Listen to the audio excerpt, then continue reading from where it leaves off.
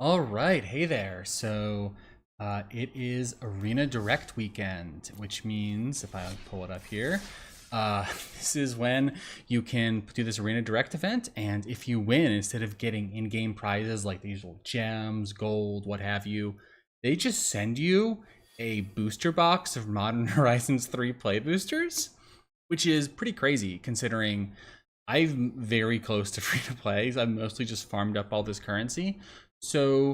I'm gonna give it a crack and see. It's $5,000 a shot. I'm gonna see how much what I can turn this 10,000 gems into. If I win, I might buy some gems and keep going.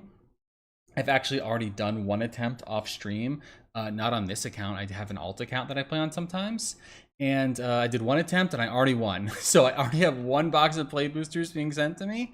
They're currently worth about like $235 a box. So very excited about that, but we're gonna see how many more times I can win. And I figured, what the heck, I should probably be streaming this because this is a pretty exciting event, and I'm hopeful I'm gonna win more.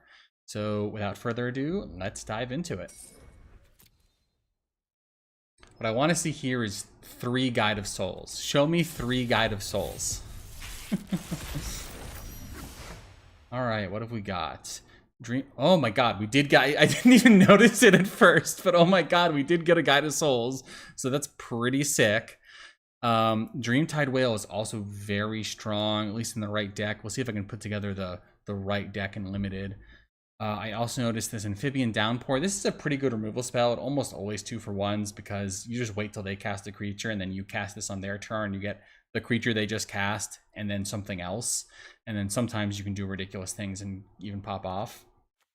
And then I also see this Eldrazi Linebreaker, which if I have the pool for a good Eldrazi deck, this is very powerful. This can get so scary in a deck that make a lot of spawns. The one that I just won with actually had a ton of ways to generate spawns. This would have been insane in that deck, but let's see what the pool generally looks like. So there's the Guide of Souls, Thraben Charm. I mean, I have Mandibular Kite, Expel, Thraben, some Unicorns, Envoy. Auxiliary is good. Like, I really want to play this Guide of Souls, but White's not jumping out to me as crazy right now. Tempest Harvester, Downpour, Dreamtide Whale. I mean, these are some very strong cards, but like, blue's not very deep at all. I got like 3 Petrifying Meddlers, a Harvester, Downpour, and Whale, and that's like it. Does not really seem like I have enough cards to be a main color. We got this Accursed Marauder for black. Eviscerators is good. Marionette, Wither, and Bloom. That's some good black cards. So once again, it's not very. Look at my gold cards. So let's just going through this because not a lot of these don't seem very deep. Red has got some great removal. The Reiterating Bolt. I end up going some sort of energy deck. Fanged Flames. This is just good to have as a land that can double those things. Wow, red is also not deep. What's going on here? Am I missing that a bunch of? I guess I have 3 of these meddlers. And then green we have. I have 2 Hydra Trainers. Malevolent Rebel is very strong. The Signature Slam, Hydra, okay. Oh, and I have a bunch of colorless cards. So 2 Flesh Rakers and a Riddle Keeper. Flesh Raker. This card's really good with things that just make spawns. But my green doesn't really have any like the powerful stuff to make a bunch of spawns. Let's see. I have tons of fixing. I mean, this is a lot of fixing. So I probably want to go either Eldrazi or Energy. This is good in an energy deck. Guide of Souls is obviously insane. Really in any deck.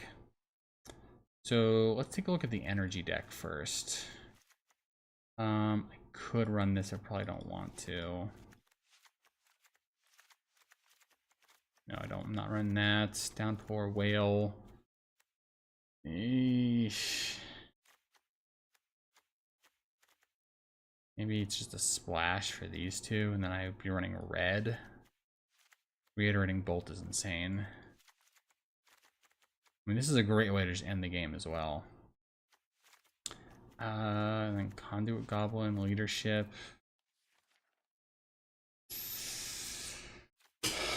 So this would be the deck. I have just enough playables. Oof. Guide of Souls might not be it here.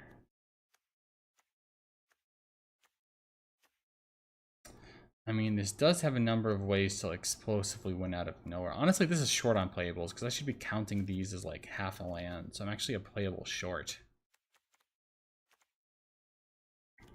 I want to take a look at the Eldrazi deck.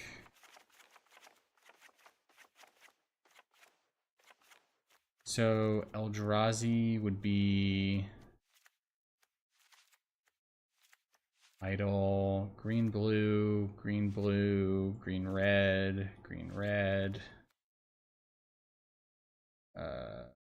blue, red, whoops. I mean, I have a lot of fixing for the Eldrazi deck. Then this.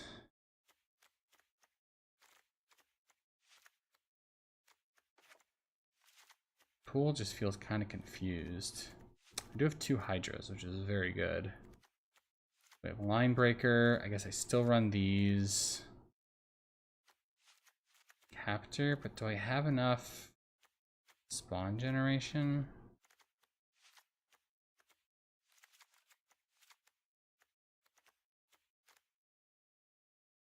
Oh man. It doesn't quite get there either. I have this still. I mean, am I crazy? Should I just be running energy with a Conduit Goblin, a Riddlegate Gargoyle, and a Guide of Souls?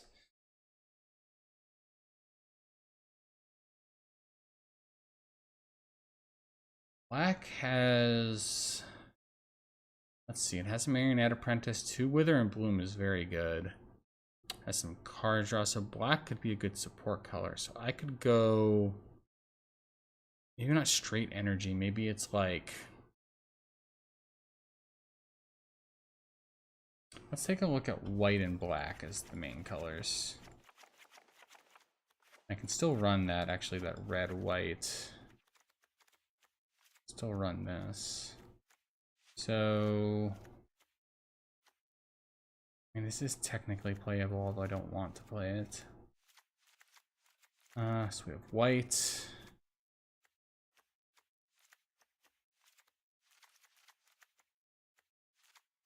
Okay, you know what? This 2 Squirrel Sentries are pretty good. This card can do work.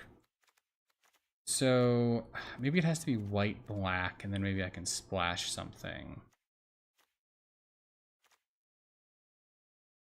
What would I want to splash?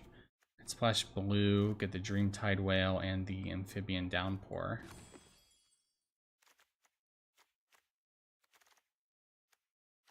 I mean, how good is the Dreamtide Whale? I mean, it is a 7/5 for 3 mana, but do I have anything like... I guess it proliferates the Guide of Souls counters. I don't really have a ton of... And I guess the Outlast and the thing that stuff I got going on here. Could maybe be green, white, black counters. Like splash green and bring these in. I don't hate that. This feels a much more of a cohesive deck. Should be green, white, black counters. Okay, I like this. I feel like we're on the right path here. So, do I really want this? Yeah, this card's just good. I'll just play this as a tapped white land that can sometimes win the game. So, what would be my best cards then? Yeah, because this is all good counter stuff. So this is probably gone. This is going to be a key card in the deck. I'm not really going to have a lot of things to sack. So there's just a 3 mana 3/3. This is on the short list. So Visitor's Insight with Curse Marauder. I don't really fit what we're trying to do in this deck. But they are just good cards. I don't like Dog Umbra. I don't really like Expel the Unworthy. But I need to cut creatures. This is probably not what I want to do. This is like a 5-drop. This puts counters, that's really good. Kind of awkward that my payoffs are all in green. I could cut down on the black and just be primarily white. Like cut the Marauder and the Eviscerator's Insight.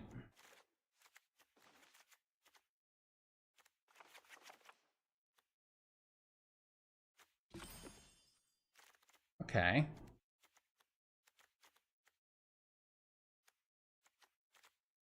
Let me just look over this stuff again.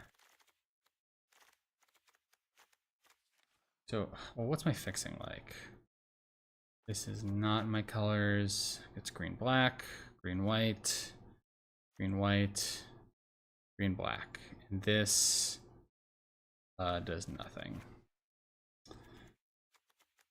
So that's 8, 6, 7 as far as mana sources. 8 green, 6 black. I'm more green than black at this point. This card's pretty trash. Do I care about... Gravedigg does let me get back Guide of Souls. Is that a reason to run these? To care more about recursion because I have this insane 1-drop?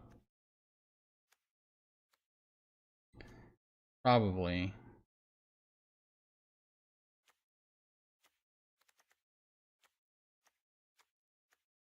We count this as a land and cut a land, actually. Run Gravedigg. This is pretty mediocre, but...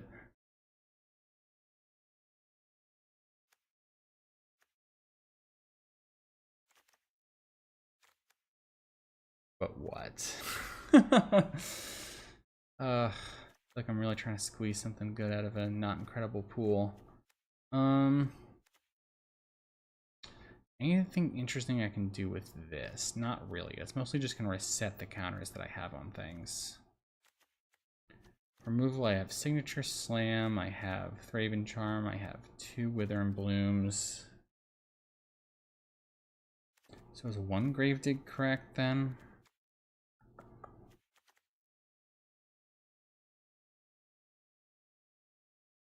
Number of counters on permanents you control, so it counts everything. Yeah, 1 Gravedigg is probably correct. And I don't know if this is right. Let's see what it suggests. We cut this for the white source, so that's 8 green, 6 black, and 6 white. Why does it want to do that? That seems kind of crazy to me.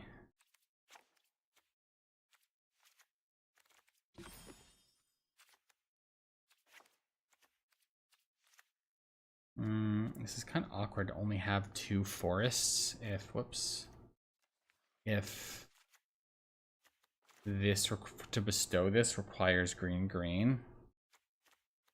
But this is 6 green sources because all of these fetch for green. It's 7 white, 7 black, 6 green.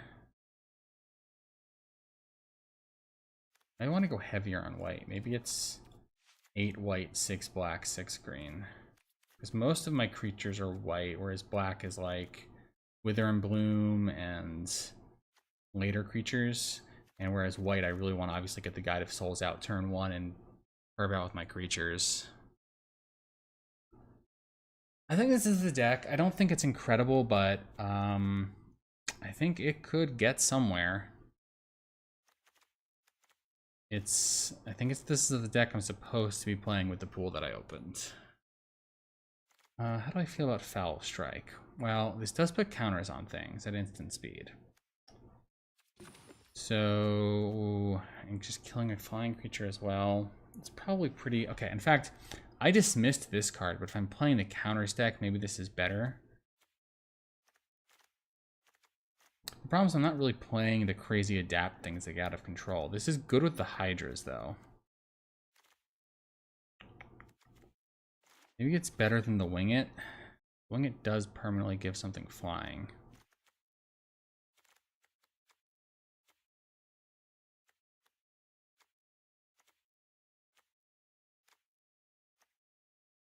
I mean, honestly, I think the Fangs might be better because this is just a finisher, right? It can just end the game, just doubling up all the counters. It is, once again, though, to overload it is green, but I do technically have 6 green sources.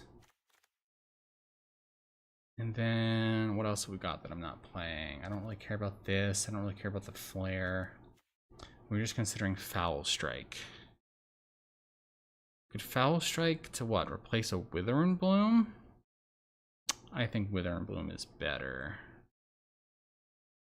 It would maybe let me go heavier green though and cut back on the black. It would improve consistency. But I think the removal is important. And yeah, see, I don't need the Wing It because I have them in Debut or Kite to give stuff flying to sort of get there in the end game. I don't necessarily need the Wing It to do that as well. It's sort of like I already got something that does that. So I'm trying to think of a place for this. And I know this is more of a sideboard card for best of 3, which Arena Direct is best of 1.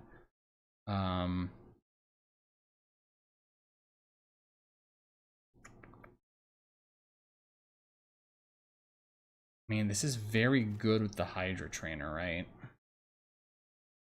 But then again, it can already spend 3 mana to get 2 counters. I'm just gonna run it as it is. Unless I want to cut the Inspired Inventor for the Foul Strike. It puts me a little light on creatures, though. Down to 15. Well, I guess, no, actually, no, it doesn't. Okay, no, that's what I'm doing. Excellent, okay. All right, I'm happy with this. Let me just check my mana real quick. 10, 7, and 9, and we have 8, 6, 6.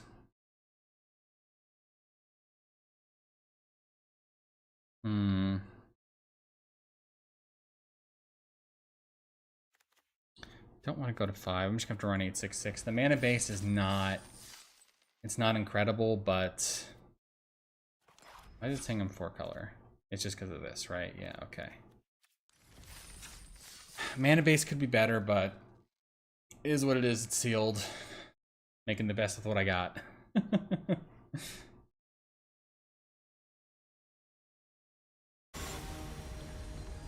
Alright, we got the first game.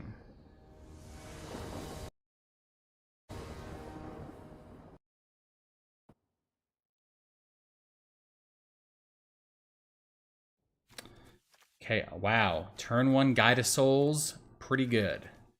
If I don't have a creature to play on turn 2, yikes. I mean, I'm still... I can fetch for the black for the black source, and I can do 3 and then 4. It's just... It's kind of awkward to play a Guide of Souls turn 1 and then nothing. I am going to do this honestly, where I just gain the 3, like play 3 creatures though. But it's still pretty good when you do it honestly. You guys should have kept... I'm going to take another look at the deck after this game, because now I'm realizing that the 3 energy mode on the white 3 drop is pretty good when it just powers out a Guide of Souls.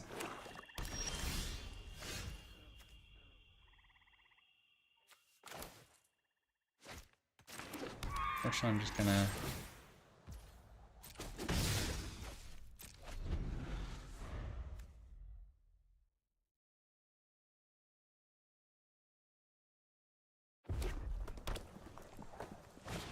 And there it goes. I mean, my 1-drop 8 premium removal, that's something.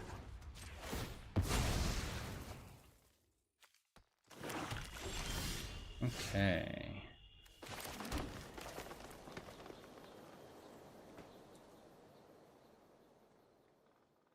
There's nothing really else I can... The problem is that he exiled it as well, or so able to bring it back, which does suck. I would have loved to just replay it there.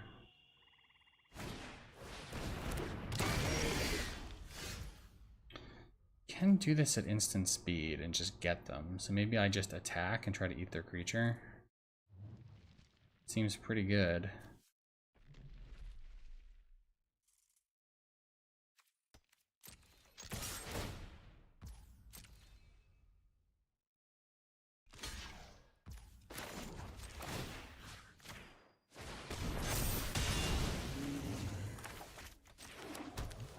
And as far as double mana cost, is it only green for the kickers on the green cards? Let me check my deck list. It looks like it, so this should probably just fetch for green. I don't see any white cards.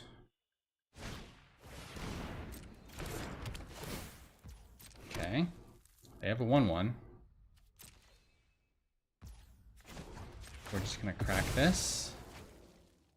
Get the other forest. And I mean, if they can't deal with a 3/5, it's pretty good for us. So we'll just attack.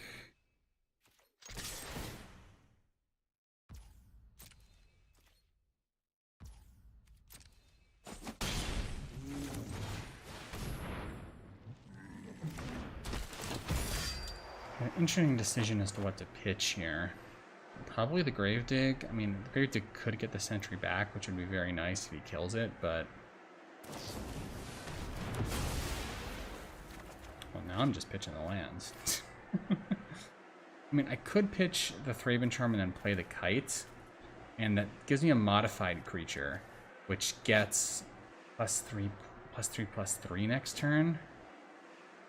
Oh man, this is... But I really want to recur that sentry because it's such a good threat that grows. I don't really feel like I can ditch my only removal. And I think I have to pitch the Gravedigg here because it's just such good tempo to be able to play this turn.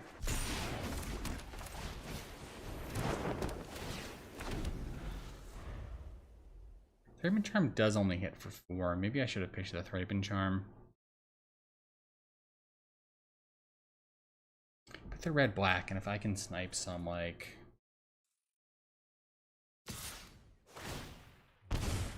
Attacking. Interesting. But they're probably going to sack it to kill the 3/5 to that removal spell. Which makes me very sad that I... Yeah, I should have pitched the Thraben Charm. Wow. Wow, okay. Pretty wild. Yeah, I have regrets.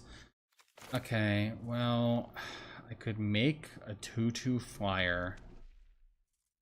I can make this a 3/3 and then equip it the following turn to have a 4/4 flyer.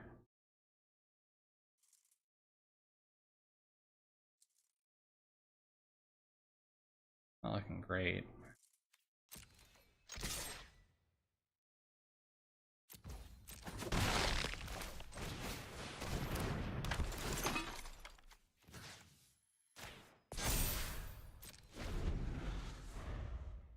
If they spend their turn putting 2 counters on the Germ token, I can Thraben Charm to remove it.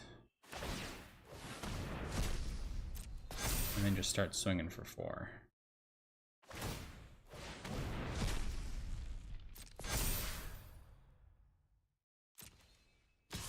I shouldn't have let them attack. It's such like a mediocre effect that I forget that it's a thing the card does. Hopefully they're out of steam. I'd rather have 2 creatures. No. No, I'm gonna keep this as is. I'd love an Envoy of the Ancestors to get all this stuff lifelink. Oh, that's brutal. That's also brutal.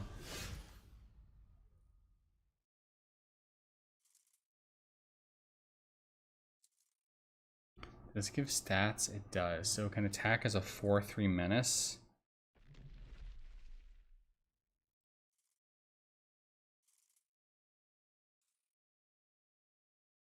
Oh boy.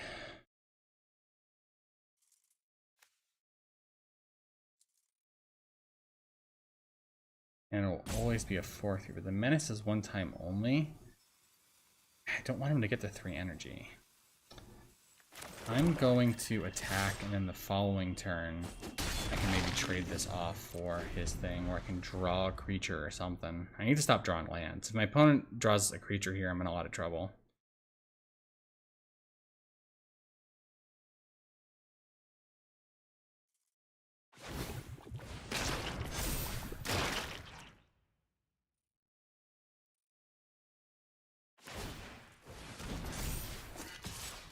So now I can hold the 3/3 black back to try and trade for that. Mixborn Unicorn, okay.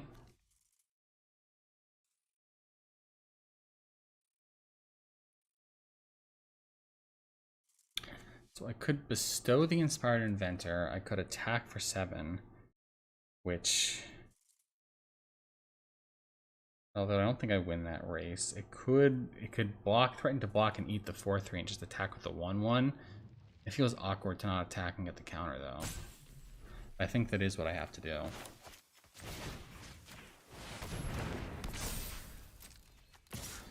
I have to hope my opponent just doesn't have anything good in hand. I've been drawing a lot of lands.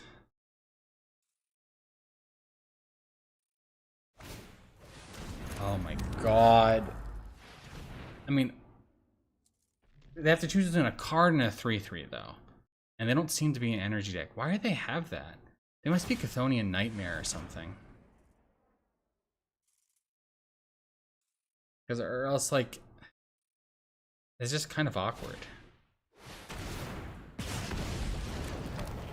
That 1 damage I took ends up mattering. I'm going to be very upset with myself. I mean, they can't attack to get the energy. Oh my god.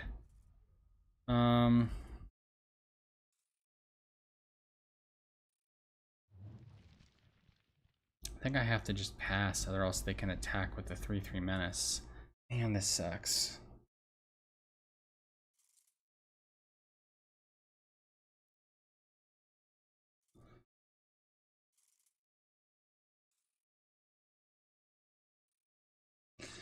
I hit them for 7. They go to 6. They go back up to 10. I go to 7. If I draw Legion Leadership, then I win, but then I'm just letting them get the energy.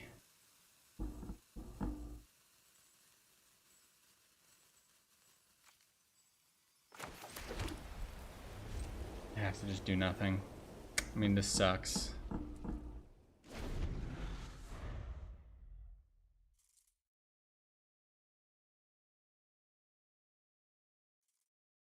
I mean, if I had the Envoy of the Ancestors, I could erase them.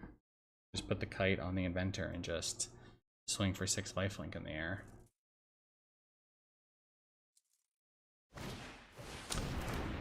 Oh my god. Now they can attack every turn to get the energy basically for free. Because they'll be able to attack with the 1/1 Death Touch. They'll also be able to sack the 1/1 Death Touch, the Dreadmobile, for more or less free. So in fact, I actually just need to double block the Dreadmobile here if they attack with both.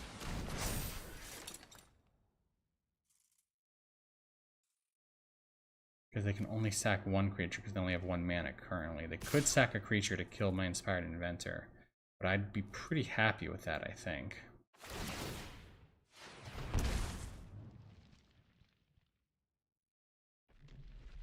Oh, they're gonna get a card. The Ironworks is just their energy engine. They're just gonna get cards.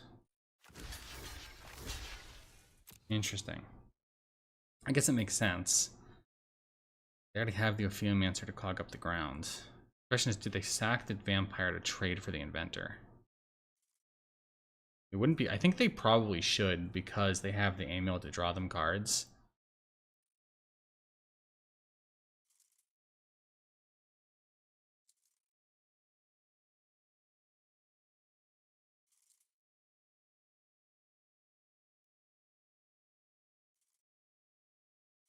They're thinking about it though.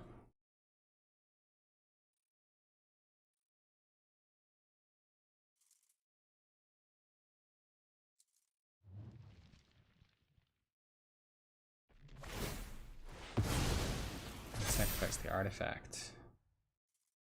Okay, but that's no more cards off the amulet. They get 1 more.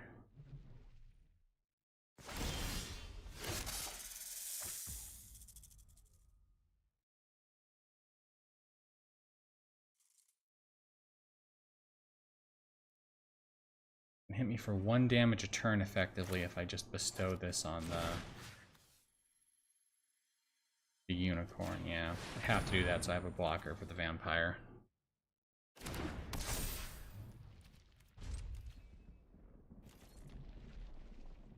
Not looking good for me.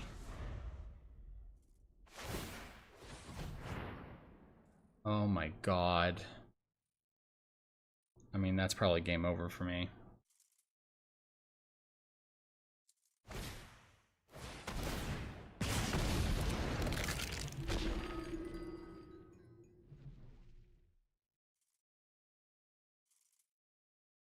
Pitching the Gravedigg was a mistake. I mean, if I'd been able to recur that Scurrilous Sentry and then all these blank turns just being able to attack because it had Menace, would have been huge, would have been such a threat. I mean...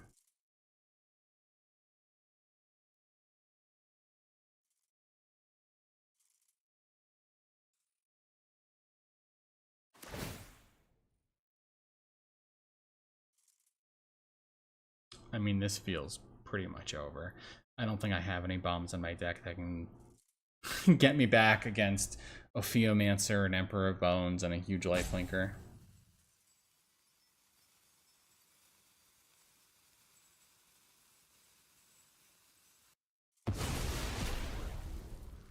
Oh, they want the energy from my creature. Let's take one.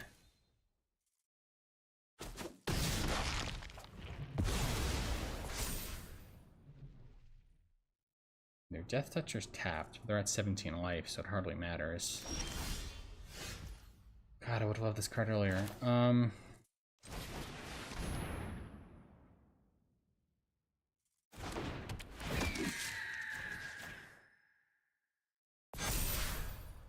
I attack here? They're gonna bring this back. Attack me for 4, 5, 6, 7. And I can block 2 of it. No, they're gonna take me for 8. Go to 1. So no, I can't attack with these 2.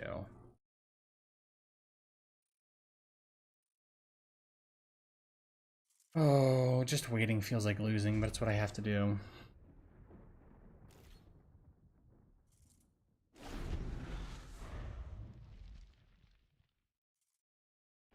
I guess my out involves Fangs of Colonia to overload on a huge board and just get a ton of damage out of nowhere.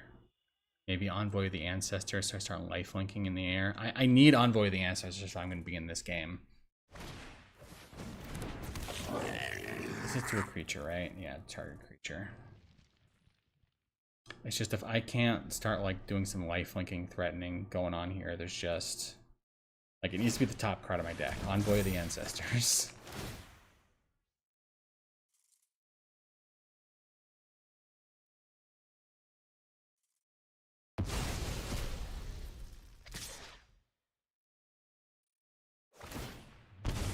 Hitting me for 3 a turn, too. Yeah. Right now, Envoy of the Ancestors. Or bust.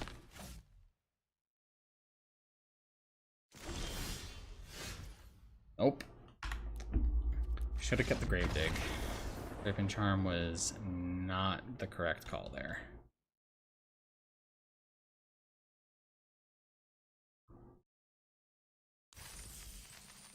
Well, I mean, I could go 6-0. It's possible.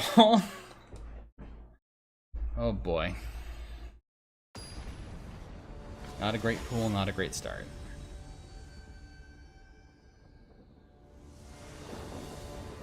Now I have the Envoy. I see how it works. Where were you when I needed you?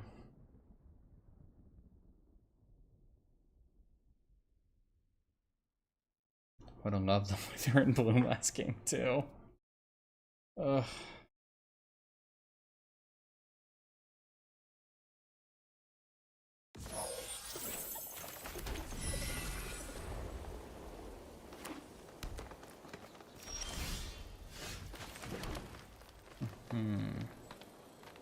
If I draw land, this is a 3/3, which is pretty good. And I'd be able to bestow this later, but otherwise it's just a 1/1 that does nothing.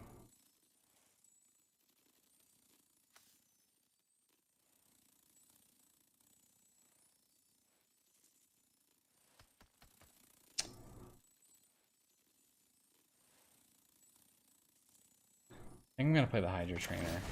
It's just the curve is just better if I draw land next turn, and I kind of need to draw land anyways, or I'm in trouble.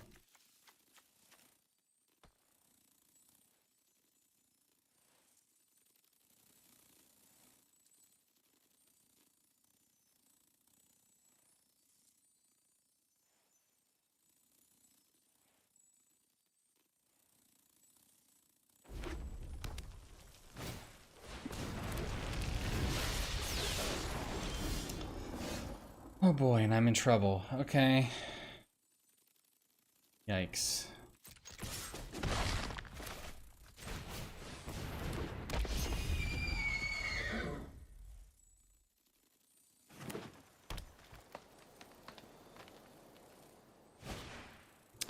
Writhing Chrysalis. And now I get the third land. So I could actually attack and exert with the Hydra Trainer. But attack is a 5/5, I'd get to deal 5 damage. But it would then be exerted.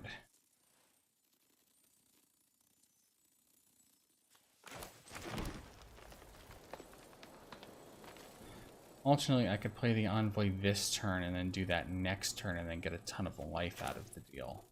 And like that.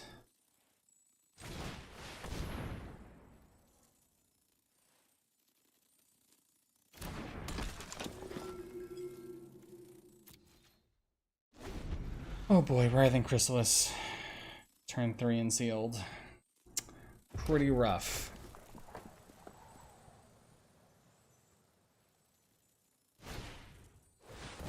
Oh my god.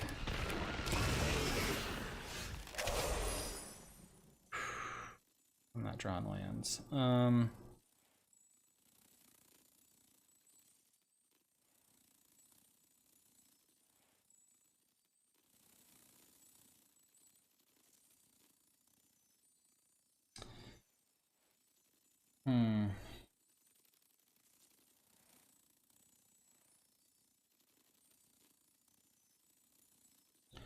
Could play the Hydra for 2 this turn. I guess no, it's better off to adapt this turn and then play the Hydra next turn, because the Hydra Trainer goes up by the number of counters on permanents I control. So the Trainer's really good for that. So I think I pass, adapt the Trainer on their turn, and then next turn I try to swing out for the big lifelink. I know this is very optimistic and the whole thing gets messed up to removal, but it's like, I have no other game plan because I can't draw lands.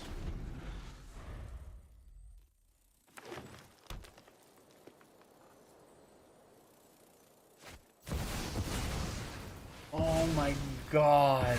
This is sealed, huh?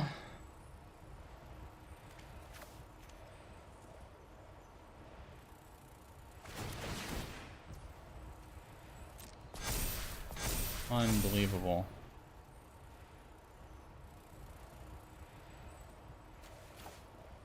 Absolutely unbelievable.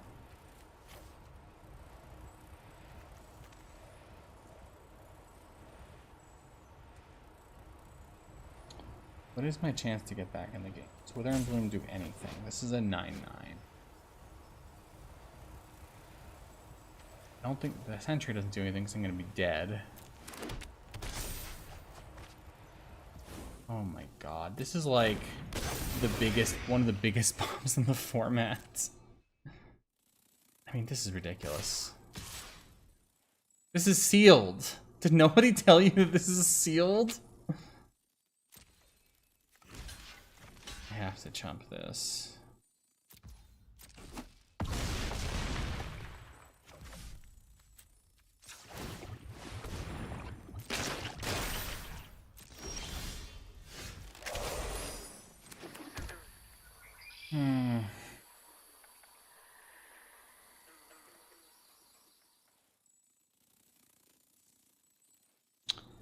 I'm pretty dead. This could attack as an 8/8, but that's still not enough to punch through the Kozilek.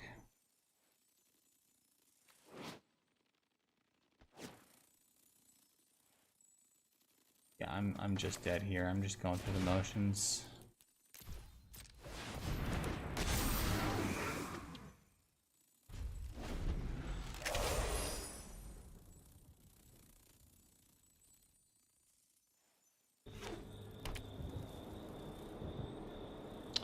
Shifting Woodlands? Dear Lord.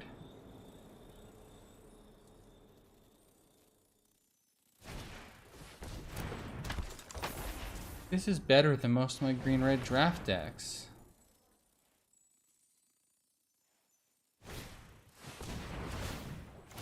Sure, why not?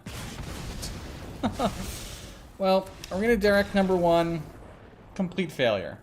Abysmal failure. Bad pool. Kozilek. Ugh, things happen. What's this?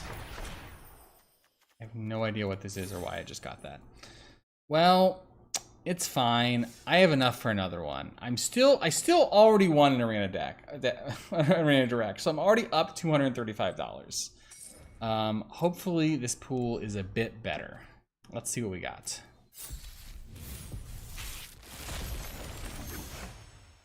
Wow. Oh my god.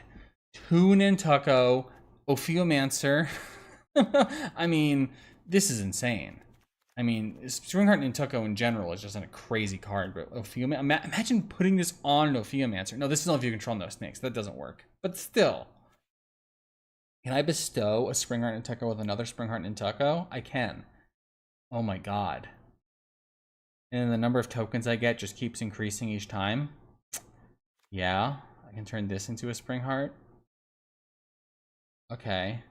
Alright, let's see what the pool's like.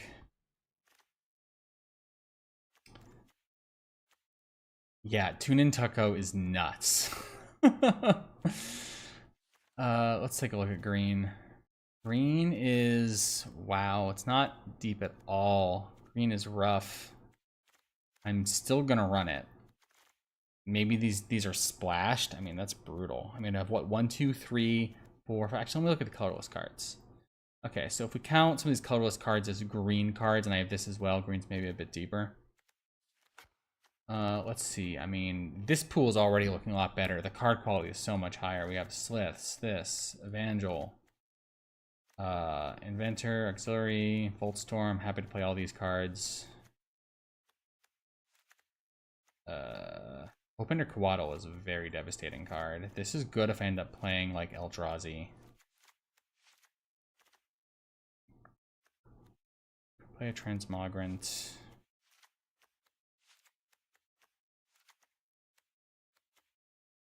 I mean, this is playable. Let's put all the playables in. Have Convoke. Yeah, I don't know about that. Glimpse is good. Yeah, but I don't have the... I don't know that I have what it takes. I don't know that I have the pool for Eldrazi. As much as I want to. I'm just not seeing the depth there. Maybe? Okay, no, maybe it's in the colorless cards. So let's just take a look at Eldrazi. We'll forget the Ophiomancer for now. And we'll just put the Eldrazi cards in. So this is really good. Should I play this in Eldrazi? We'll see. Probably not, but I want to see the deck first. And then...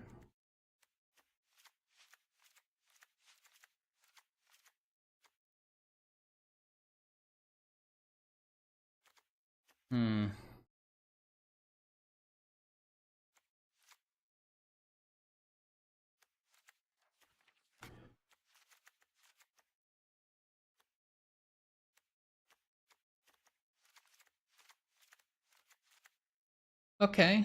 No, yeah, I have Eldrazi. I think this is gonna be an Eldrazi deck.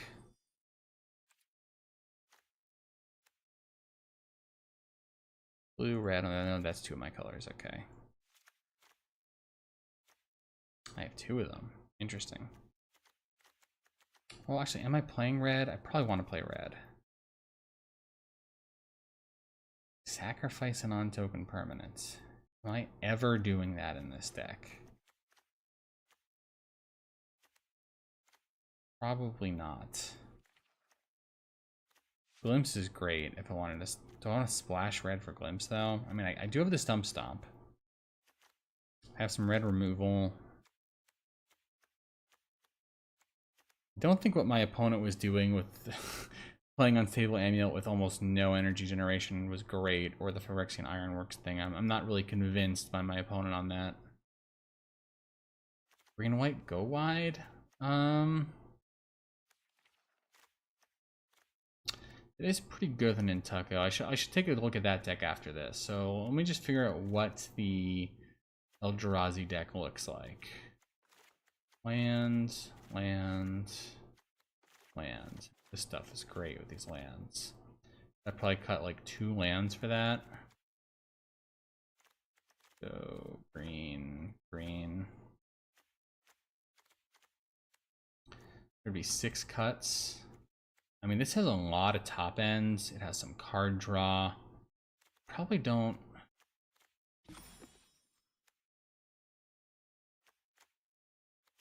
Some removal here. I mean, Springheart and Tucko on an Eldrazi to copy it is pretty crazy. Or just 1/1s to gum up the board to buy me time. I don't think Dreamtide Whale goes in this deck.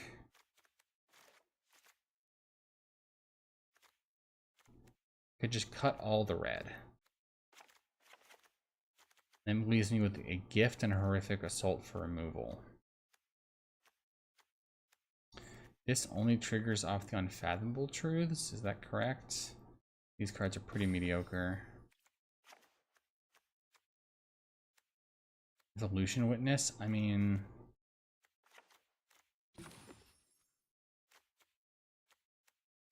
This seems pretty good.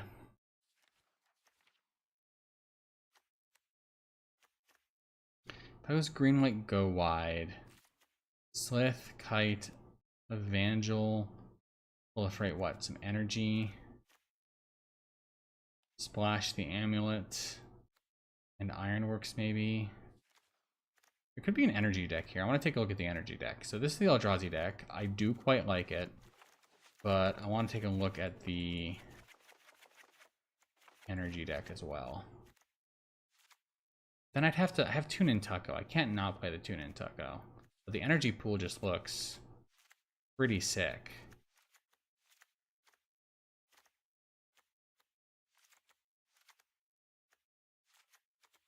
I probably don't play that in energy.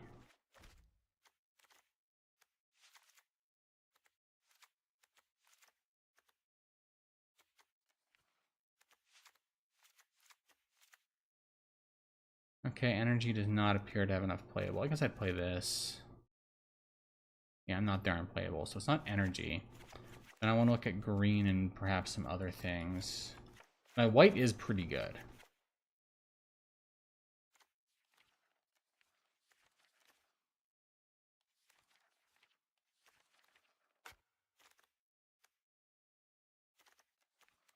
That's true, putting in tech on the big creatures. However, in Eldrazi, like with spawns, I could potentially ramp out a big creature pretty early and then start copying it. But I mean, if you get 1 or 2 copies of a big creature, you just kind of win the game.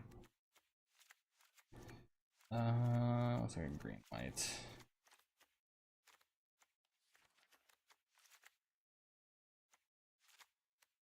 It's not a green white card. Well, it's a death touch. I don't know. This is pretty good with go wide.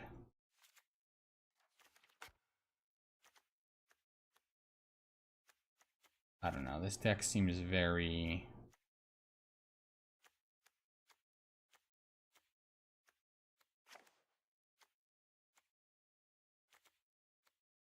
almost ends up feeling like a green white.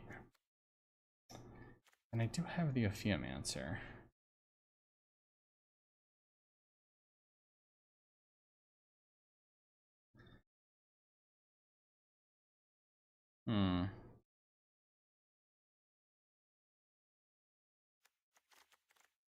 I have Metastatic Evangel. I have some energy stuff. I could splash red with the Metastatic Evangel.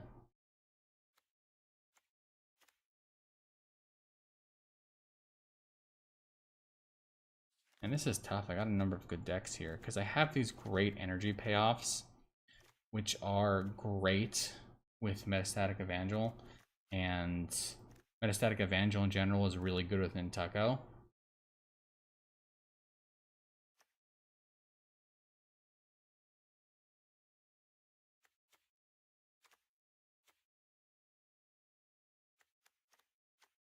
Yeah, I don't know. Like, it's good for the Slith with the +1/+1 counters, and I have some of that stuff here, but I don't have a ton of it.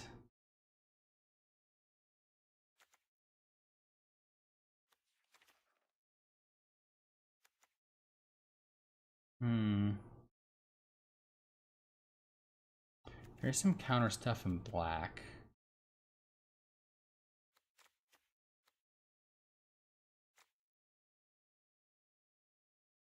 I just don't really feel like I have ways to take advantage of going wide the way I'd really want to, other than, and this is only non-token triggers that trigger this actually, so the Metastatic doesn't really work with that. I like the Eldrazi deck. I want to get that Eldrazi deck back. One of these. Wasn't running any red. From our pros running that. I mean, I can ramp some stuff out pretty quick with the Worn Power Stone and then start copying stuff with an Nintuko. I do have 2 Perilous Landscapes.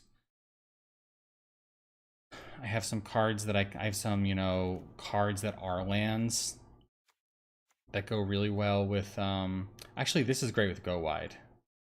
I actually forgot about this card because it was in my sideboard.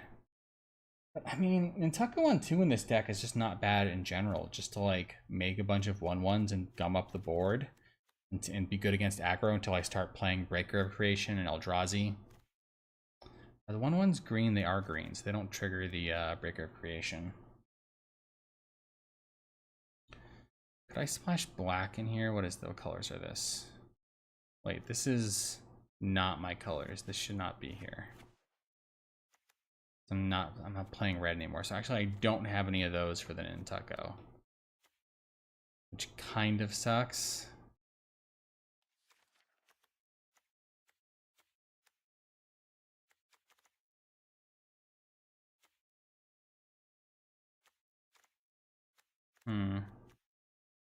Makes one man have any color.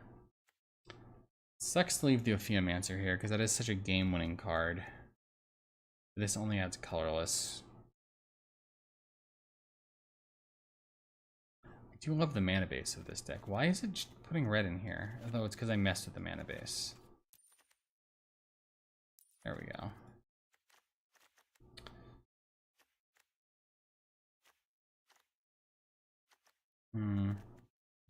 Because if I counted the Shifting Woodland as well is really good in Eldrazi.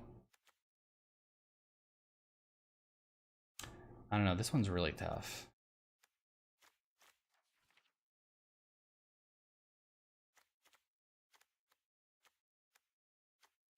I don't think I want this.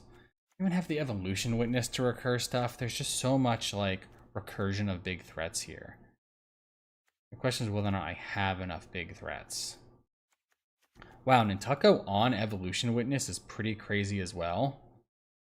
Just make infinite witnesses that become 4/3s that recur creatures. Or I can make infinite 1/2 death touches. I can make Brood Scales, which is pretty good. Emrakul's Messengers are pretty good to make. Wow, no.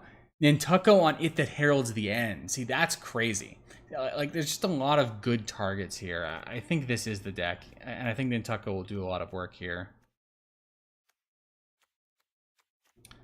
Question is, what are the cuts? I don't want to play this, do I?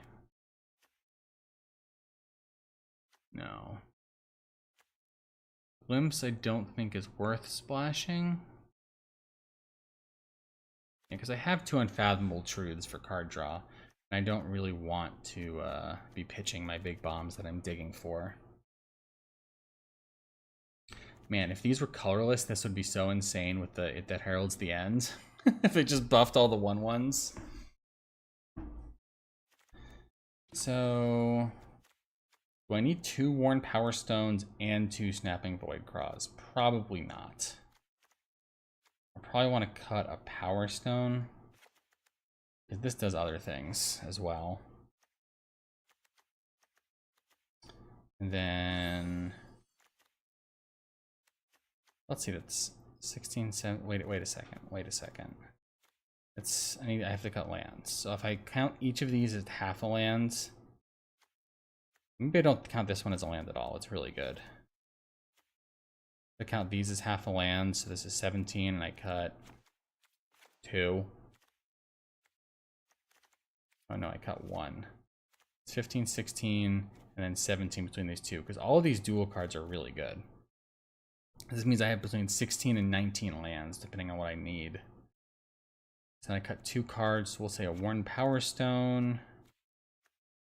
And this card's are really bad, but I do need creatures.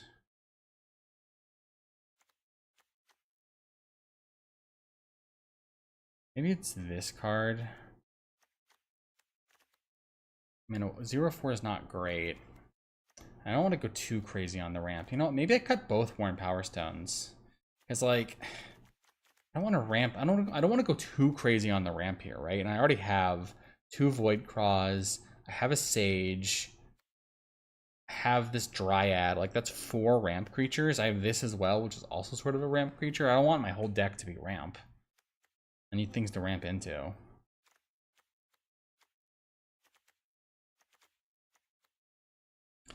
Shrieking Drake would let me bounce an on-cast effect, but I don't think there's anything I really want from that. Let's see, what else have we got?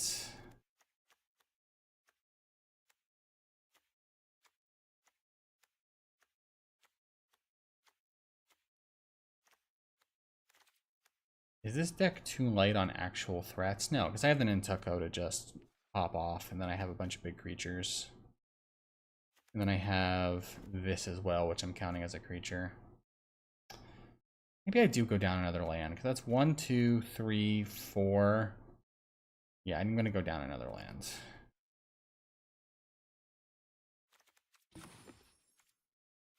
And then I'm going to bring in a Dreamtide Whale Crazy.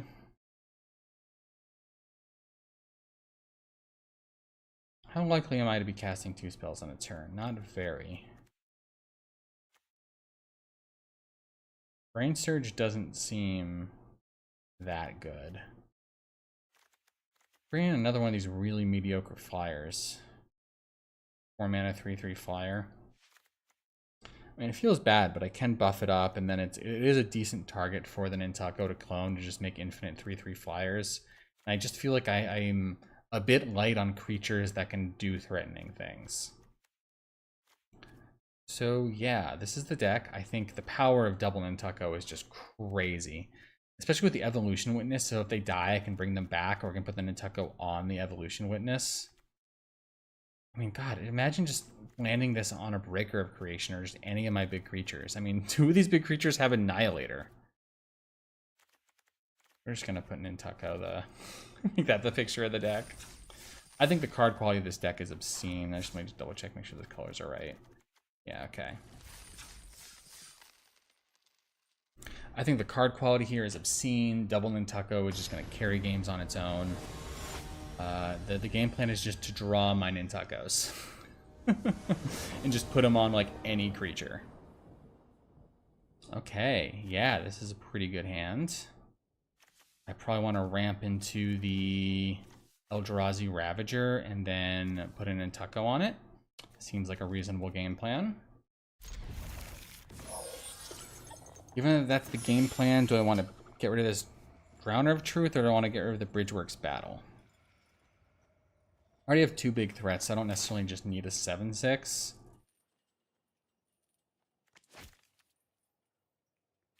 I'm going to get rid of the Drowner of Truth. A fight spell could be very important here.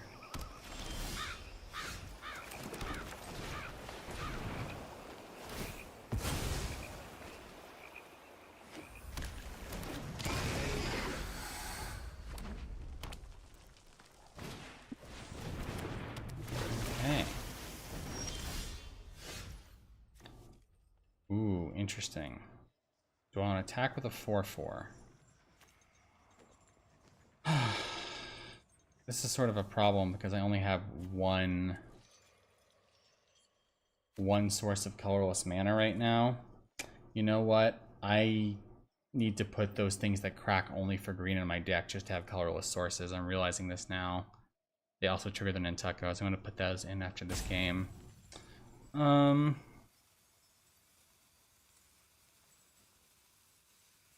I think it's better to play the If the Herald's the End, because next turn I can put the Nantucko on it and then clone it, and then that's an incredible engine. So I'm going to do this before combat. So I'm attacking for 4 damage.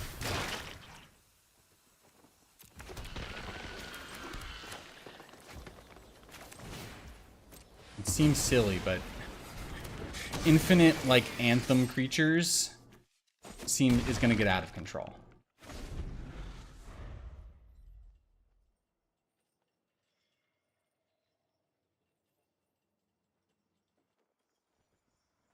If he kills it right now, I am pretty sad.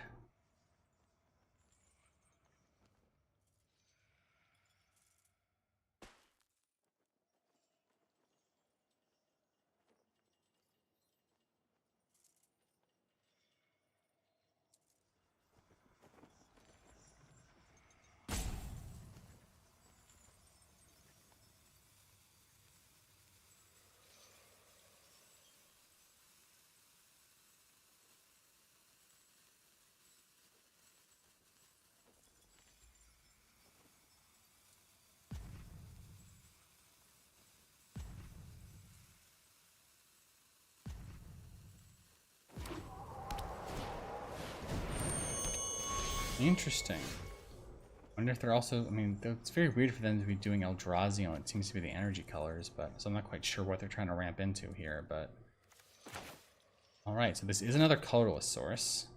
If I wanted to try to get the Eldrazi Ravager going and then Nantucko on it instead. I really like this though. I feel like it's just very powerful. I mean, it lets me hit them for what is this going to be? 8 damage this turn.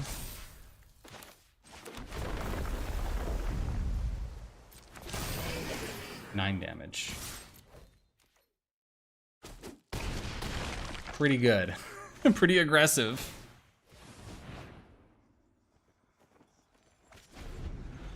And like if they remove something, what? They remove this, and then I still have a pretty scary board. And spend the whole turn on a removal spell. And if they play something big and scary, I can just Bridgeworks Battle and then just swing out. Okay. And also just, if they don't do anything and they tap out, I can play Bridgeworks Battle as a land just to make another copy. That might actually just be better than using it as a fight spell. If I don't draw a land, of course.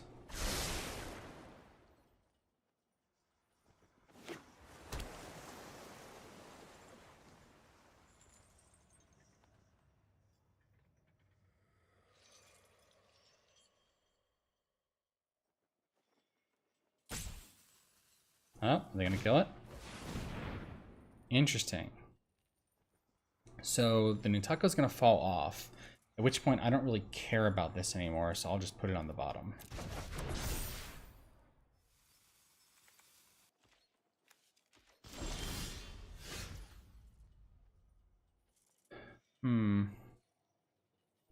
I can't play a ramped creature and also the Bridgeworks Battle as a fight spell.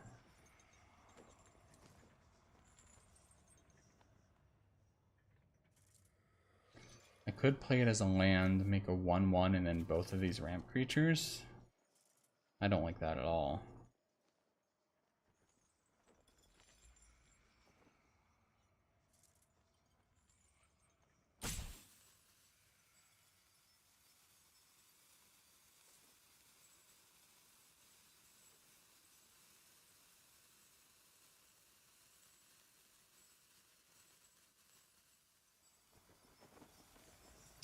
Well, if I do this on the Brood Scale and swing out, I actually force them to chump.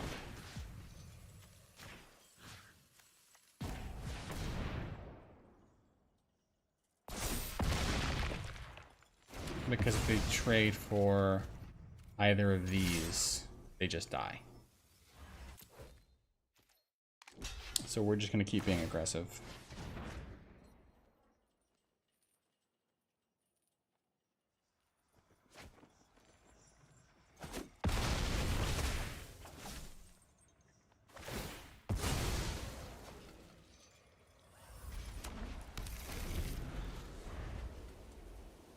Would have loved the land though. To also be able to play the Sage and then be able to ramp out the... Wow, they're drawing cards? I mean, I hope that's desperation. I mean, I don't know what else they could be up to.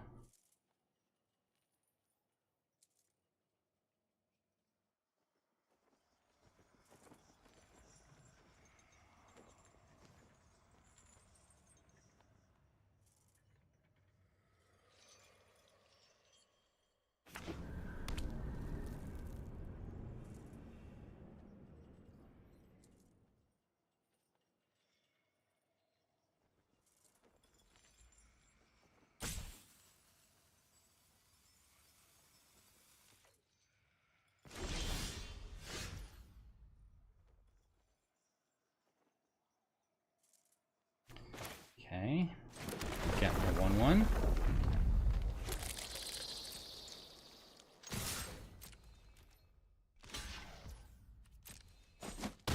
They go to 1. Am I scared of the white Wrath, energy Wrath? How much mana would they have? They would be, all my creatures are cheap, they'd be able to wipe my board. Because if I am scared of that, then I only want to play out one of these creatures. So maybe I play out this one because it's also a lethal attacker and it does some other things. And if I'm desperate, if they wipe the board, I can always play out this to plan to play out the Eldrazi the following turn. Because I need the colorless source. Yeah. I'm just going to hold back a little bit in case they have the Wrath.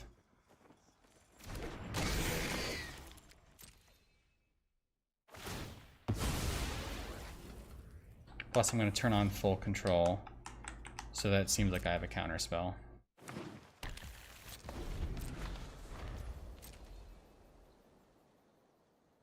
I might be scared to spend the full mana on something.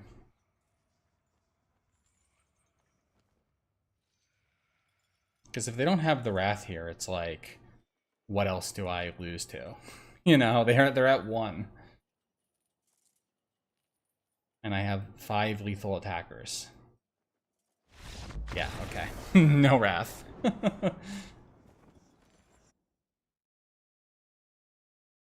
That's the power of Nantucket. It's a hell of a card.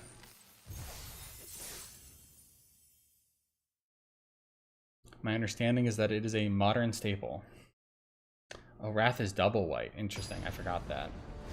I mean, they could have had a Plains in their hand. I was mostly just thinking about, like, what are the things I lose to? Yeah, this seems fine. It's not crazy, but I'll play it.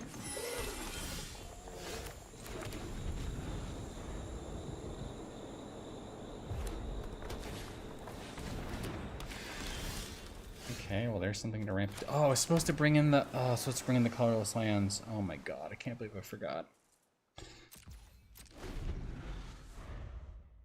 So they're. Looks like they're also Eldrazi. Yikes.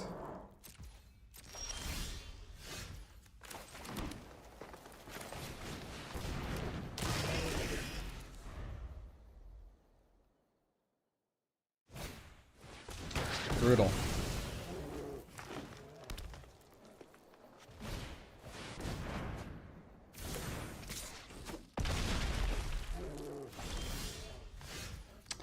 I am going to... Okay. Well...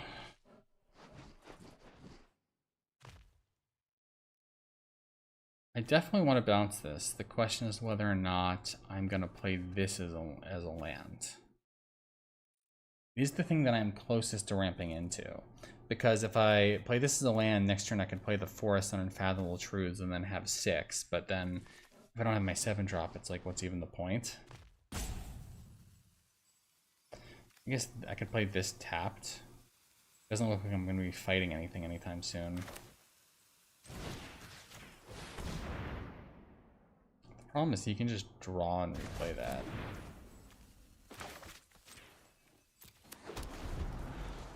Yikes. I guess he can't. He doesn't have... Wait, how did he get... No, he has blue from here. Yeah. So he can... He has any lands. He can draw and replay that. My 7/6 just trades for it, so... It's not even that good for me when I get it down. Yep, there we go. He's probably just going to draw and replay it.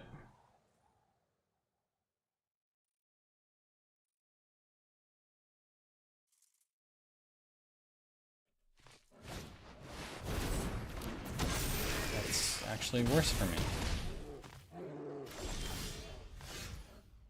Oh my god.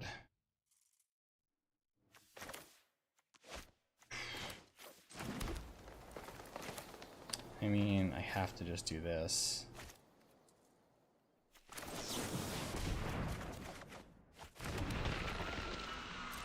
Yeah, this is not... This is not gonna do it. I'm just gonna take 6 here so I can do something with the death touch counter and fighting something to kill something outright. Oh, it doesn't really matter because he's gonna have so much trample, yeah.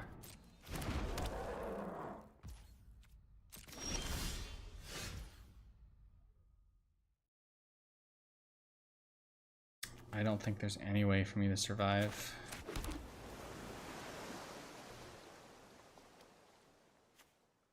Because I can give this death touch and kill that, and I can trade, but I'm just dead.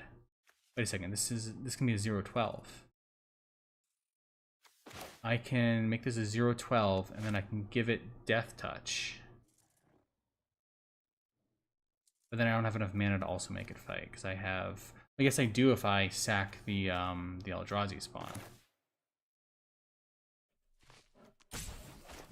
So play 0/12. I have to do this all in my turn to have it fight this, and then have a death touch counter to trade for this. Yes.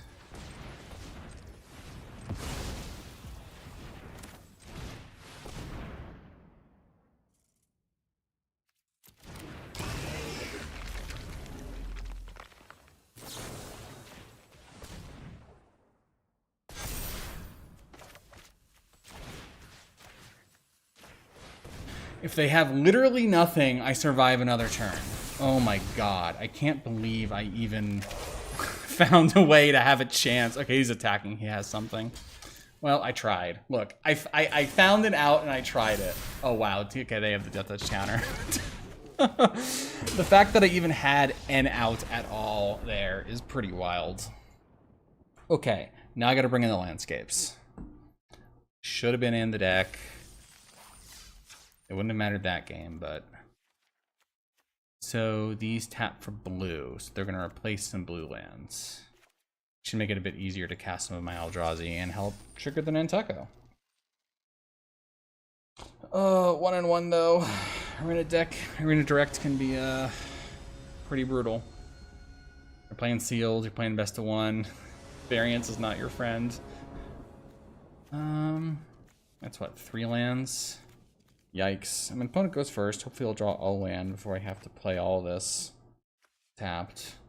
So I'm going to keep it. Not thrilled. I have to play this one tapped, so I have blue or no?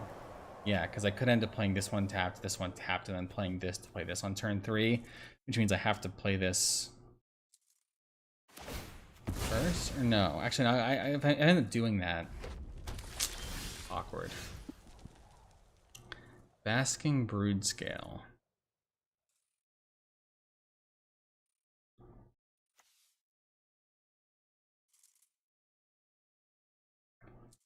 Which is better, the Strength or the Drowner of Truth?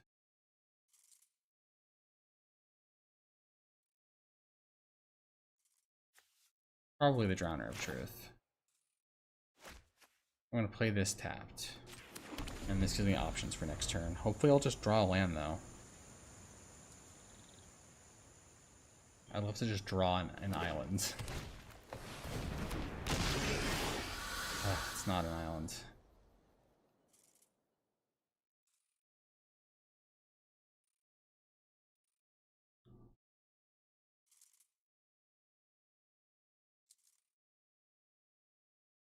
Problem is, if I play this, I'm not ramping into anything.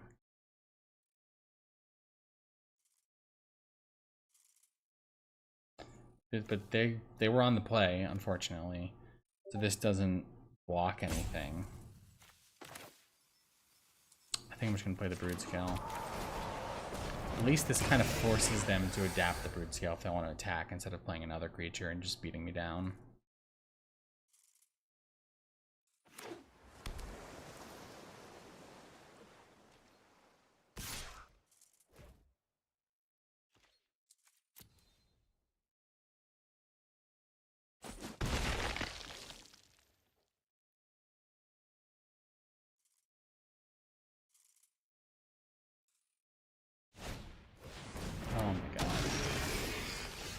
Okay, I did draw the land, but unfortunately I don't have a blue source right now. Do I want to just Horrific Assault that?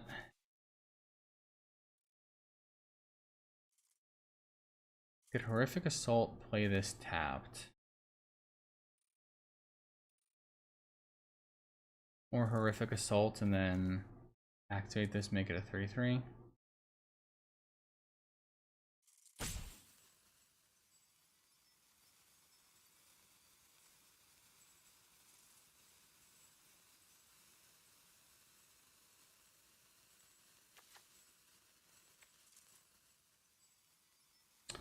I want to hold this onto this as something to ramp into, so I think what I have to do is I'm going to Horrific Assault, build the Propagator Drone, and then I think I don't adapt so that I can crack this for the blue source to get out the Void Craw next turn. Feels awkward, but... And if there's something weird, I am technically holding up Gift of the Viper.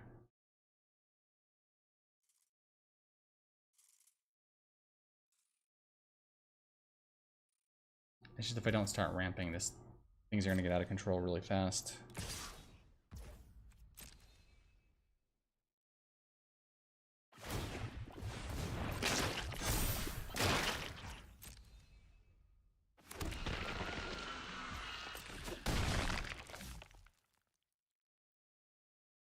No land drop? Okay, excellent. So we're both playing Eldrazi and missing out on land, so...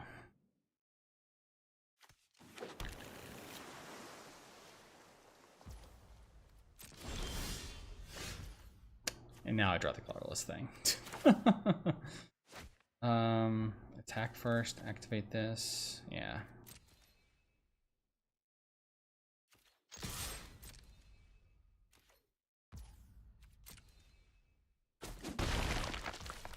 Now I think I'm gonna have to play this as a land though. And just hope that I draw into something else to play because I need to make land drops.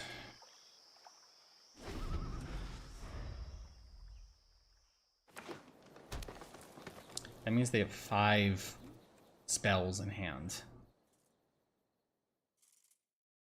They're fighting it. Yeah.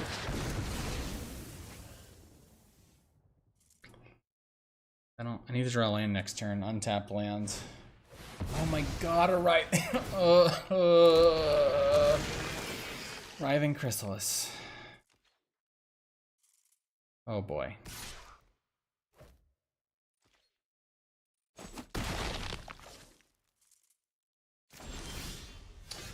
Okay. I drew the island, so I do have options.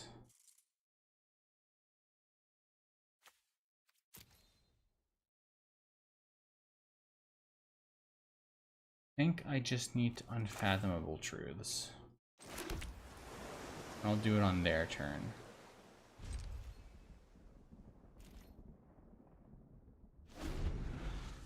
Because I could end up Gift of the Vipering something. I don't really want to yet.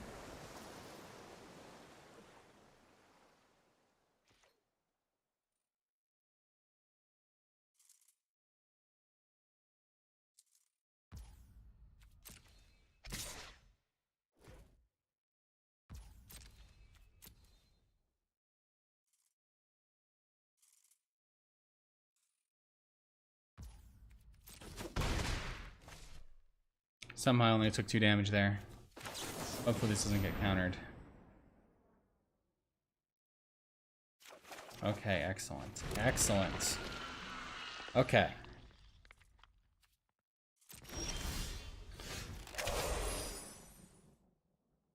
So, what do I want in Nintucko? I could Nintucko the Evolution Witness, then I wouldn't actually be able to get one this turn. I could It That Heralds the End, Nintucko, and then get a second It That Heralds the End this turn, which would sacrifice the spawn, but that does seem pretty good. That is what I'm going to go for. That actually also lets me hold up Gift of the Viper. Problem is they have all their stuff untapped, so I feel like there's a really good chance that this is not going to work. It's going to get countered or removed or something.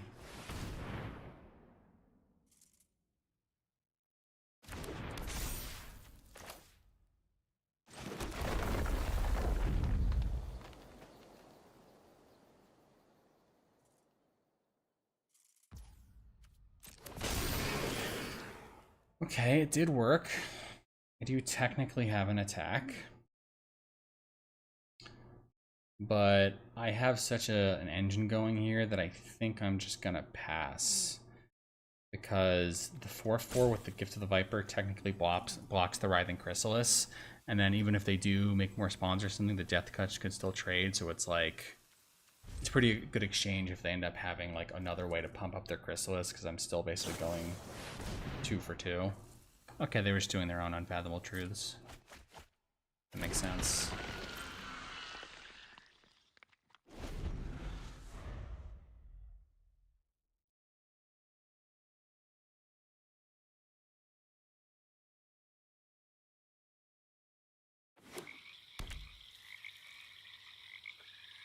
Maybe I just take the 5 damage from this so I can Gift of the Viper and Stomp next turn.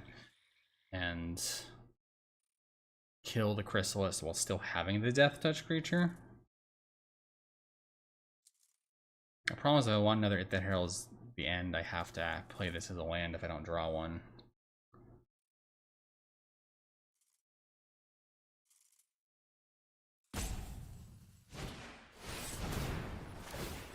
Is that Exile target enchantment? Oh my god, my evolution when this thing doesn't even work. Oh my god, this is so brutal. Perfect answer. Oh my god. Well, I do have another Nintucko in the deck. But the problem is that was...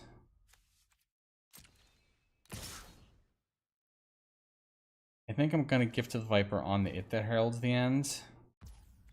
Because I want to be able to get the colorless source so that I'm closer to being able to cast Breaker of Creation.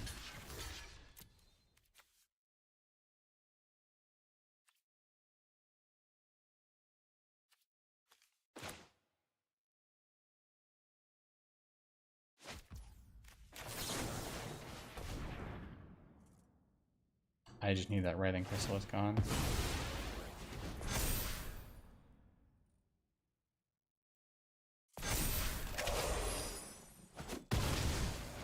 Okay, thank God.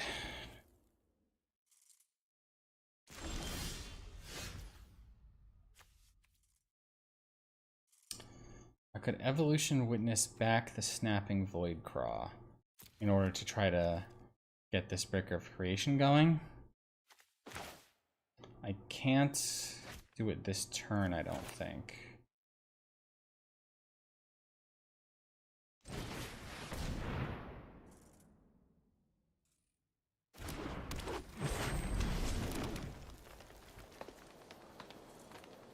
I guess I just hold up the adapts, make them think maybe I have something else.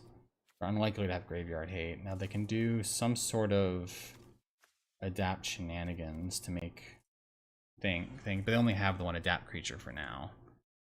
So I think I just pass. Because the turtle also lets me draw cards. Lets me ramp this out and draw cards and sort of get back in this game.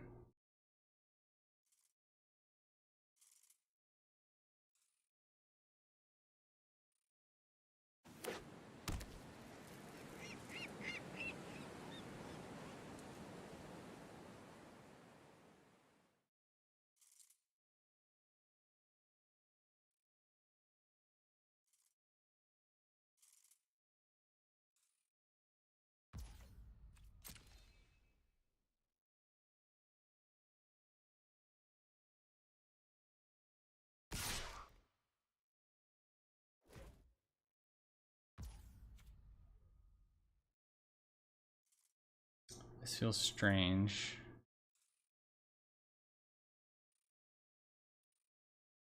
This would be crazy to double block if I'm planning to. If theoretically they can't kill either, right? So if they pump this up, it's not like they'll be able to kill both. And it's better than them just eating one of my creatures.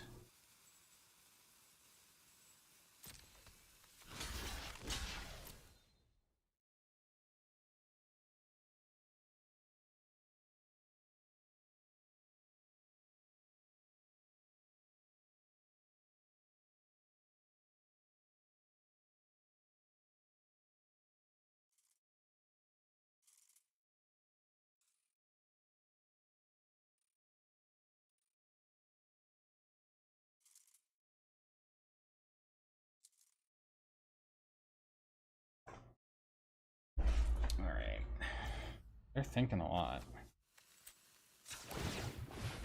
I'm thinking they're probably going to kill in response to not let me. Okay.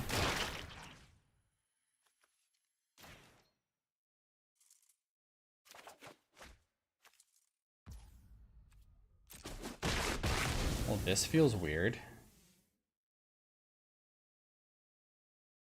They must have been trying to blow me out and not count on, didn't count on the double block. That's all I can think of for that attack to make sense. They're just gonna do this over 2 turns. They're adapted again. Okay. I mean, if that's really all they do and this is their turn, like that's great for me because that's very close to nothing.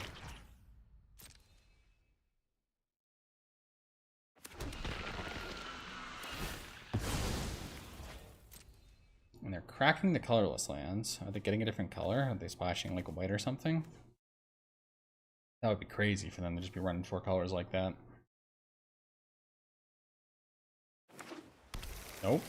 Just don't need the colorless. Okay.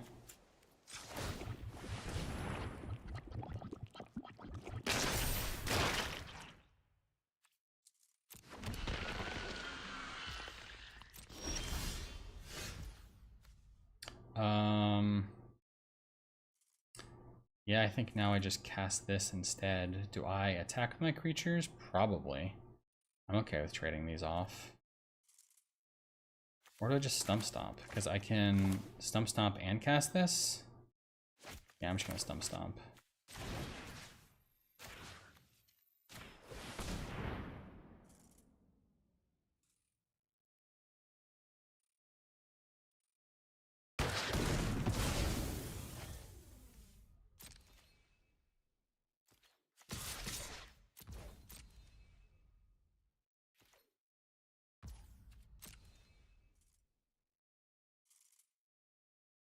I'm looking at my graveyard. Why could they probably look at my graveyard? It's not Abomination. Maybe they're... I don't know why they would be looking at my graveyard, because they already know I can't recur anything else to this Evolution Witness.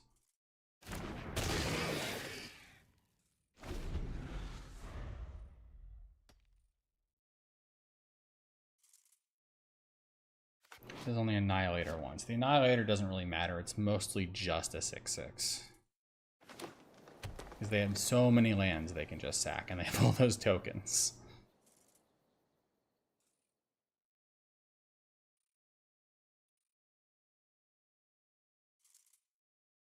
But considering their last turn, it doesn't really feel like they have anything crazy in their hand. Unless they were scared of a counterspell and they have, like, some huge Eldrazi they were scared to cast last turn. Okay. Interesting. Slightly bigger than my creature.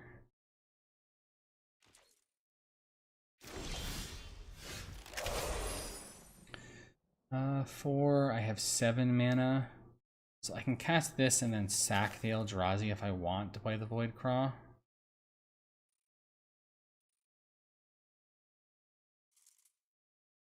Hopefully draw the Wastegate Battle Mage to exile the Hydra like they exiled mine. That would be just desserts if I do it right back to them.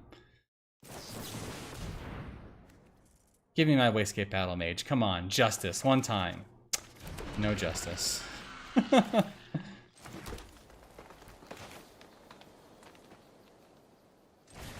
can set up for a huge breaker creation though.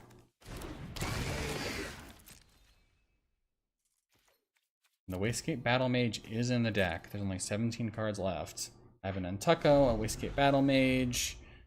What else? Demon Furier helps. Bridgeworks Battle would be great. Not a ton of great draws, to be honest. Kind of running out of steam here a bit. Oh boy. Please not the Void Craw. Just tap down 2 big creatures. I don't. Please not the Void Craw. Okay, excellent.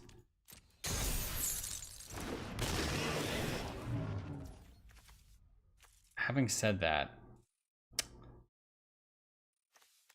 none of this has reach, and this has trample.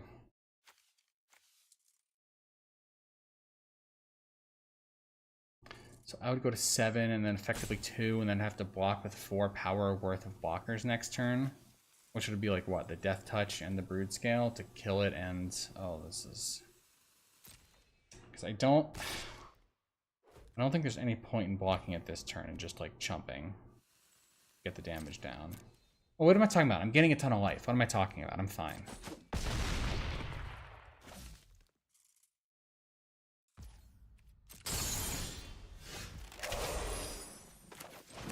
So 5, 6, 7, 8, 9, 10, 11, 12 if I want to sack. So that's 8, so that's 11. So I should play the Quaddle first just to gain an extra life. Because I don't think I'm countering any spells at this point. And it has the Void, so it is colorless.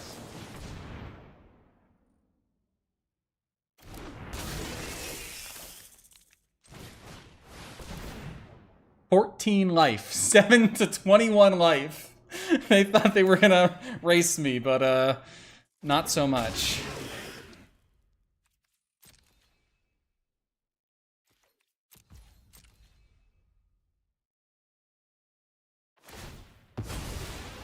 And they're stacking the lands. I guess they just want to get those lands out of the deck to have more draws. Which means I can probably expect that they don't have things like their own Breaker of Creation.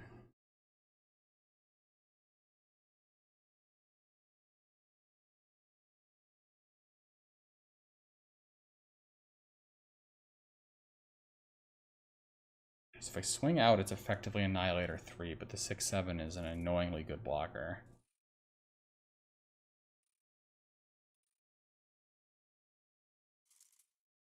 If they attack with the 5/5, my only real attack is the 8/4, and then if they put out 3 power with the stuff, they end up with a good block.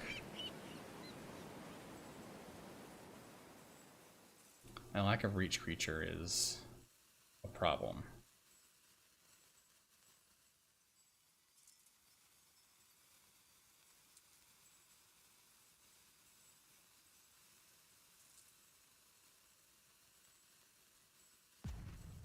Bridgeworks Battle off the top is the thing I want to see. That or my own Wastegate Battle Mage. Oh, come on. No, I didn't want to see it off the top for you. I wanted to see it off the top for me. Well, they can't attack this turn because I could just trade.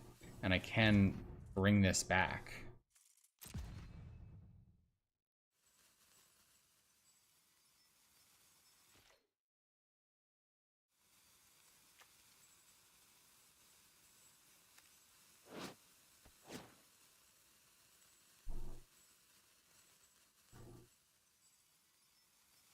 I guess there's no reason to bring this back on their turn because there's no mana costs.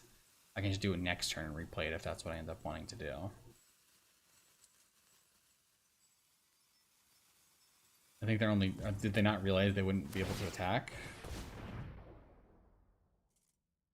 Where to where? Okay. Well, if they had another counter, that would be a problem because it could be big enough to...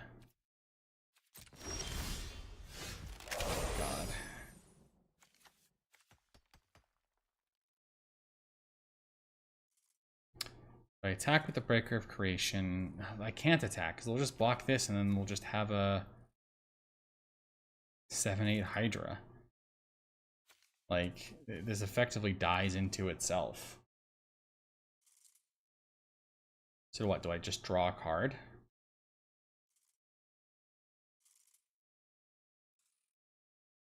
feels desperate, but I kind of am desperate.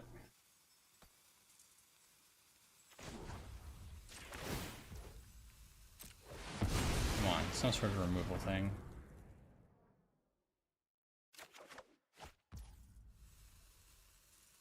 Okay, I could get a second Breaker of Creation. That seems pretty good.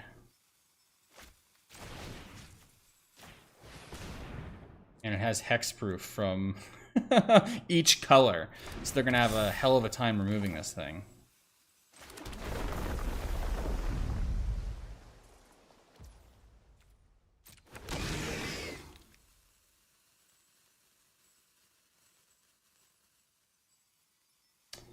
Now the question is, do I attack with it? I don't think so. I'm hoping to draw a land next turn. In fact, if I play the Dryad, I can crack this another card and probably draw another land. But then, what's my block? I guess I would use the 8/4 token to trade for this, and then, what, take 5 in the air? Probably. Okay, we're getting somewhere.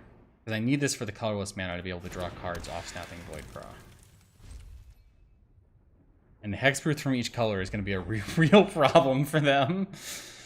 Because unless they have another Wastegate Battle Mage to kill this Nantucko, which if they do that, I am going to be so unhappy, then... Oops, I did not mean to do that.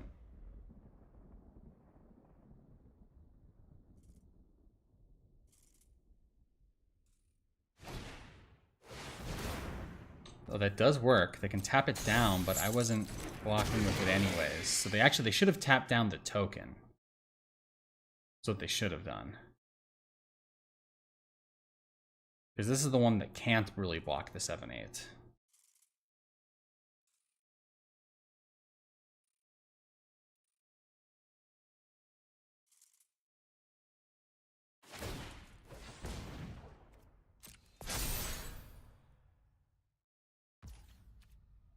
Not really sure what they're doing with all the token moving here.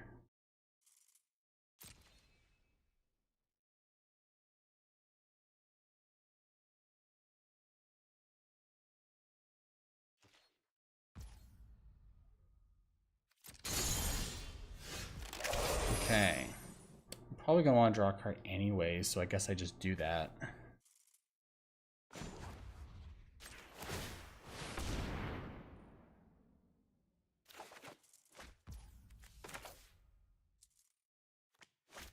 Maybe I attack with the 8/4 and they think that there's a chance that I don't have a land.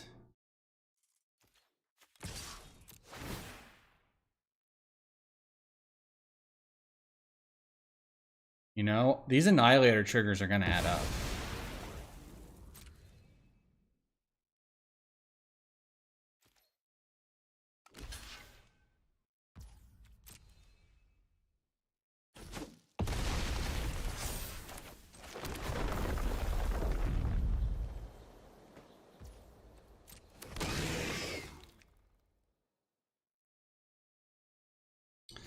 I could sack the Brood Scale and the Coatl to bring this out as a 6/6 to block the 5/6, but I do feel like being able to chump block the 5/5 is pretty important. So I'm not going to do that. Maybe I shouldn't have drawn the card. I should have kept the Death Touch blocker. I don't know. I'm only taking 5 damage if I chump the flyer, so it's difficult to be too scared. And actually, I can double block the 5/6, so, like, whatever. Oh, that's why they're moving the counter, because they're going to move another counter, and then it can't, or rather, it trades for the 2 witnesses if I double block. But then they could have just had, I mean, then this becomes a 5/6, and it can't really attack, so... I don't know, I still don't get what they're doing. Deck size matters. They're at 14 cards, I'm at 12. They're just hoping that I stop drawing lands, but joke's on them. I got lots of lands.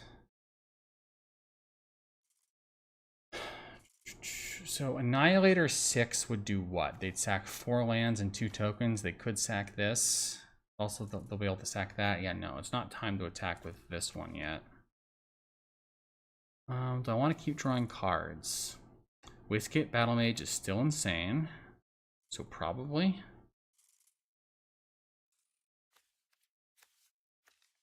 Oh, if this attacks, it only has 6 power, so it doesn't... Can I not attack this turn? Wow, I can't attack this turn because of the 7.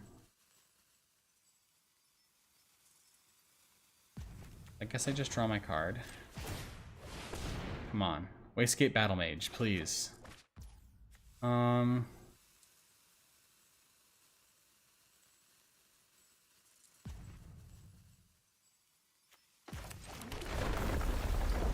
This is interesting. The Hydra would get bigger if I got rid of the Hydra. But it would enable an attack this turn. I don't think the attack this turn's that good, though. I think I just pass this turn.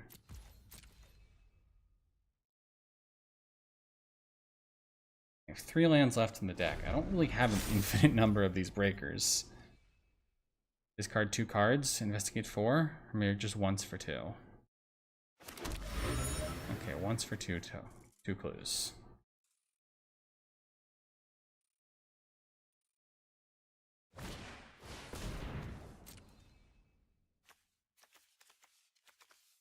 None of that does much of anything. And they only have 9 cards left in their deck.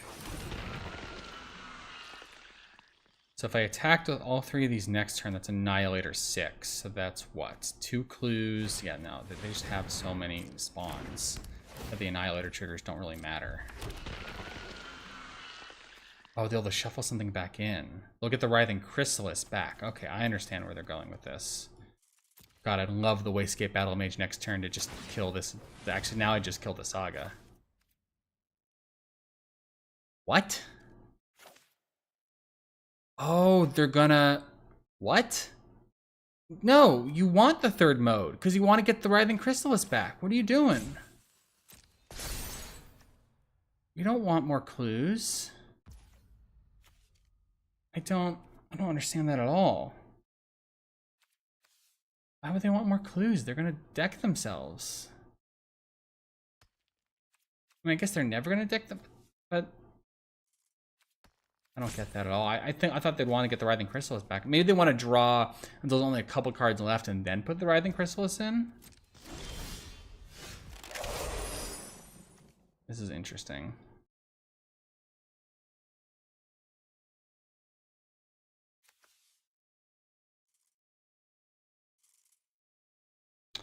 I can bounce. I mean, the fact that they didn't let this fire.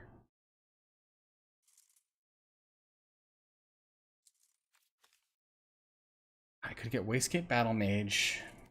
I mean, I don't want to mill myself. Drawing all these cards. But I have 2 really good removal things in here. I feel like I have to draw. Just please, give me the Wastegate. That's very interesting. This is instant speed, right? Yes, so I could actually buff this up to have... I could buff all these things up at instant speed.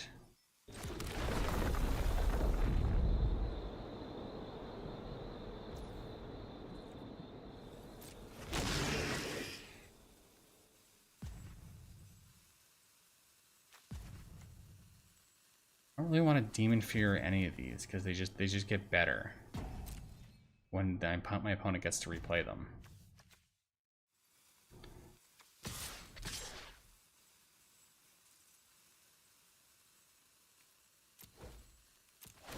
I have to sack 4 permanents. I mean, these Annihilator triggers aren't nothing.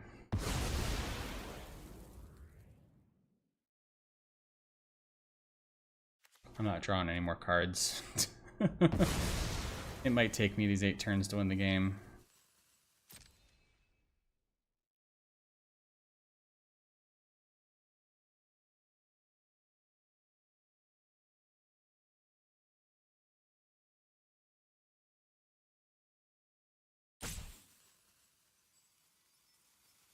This is an insane game of Sealed.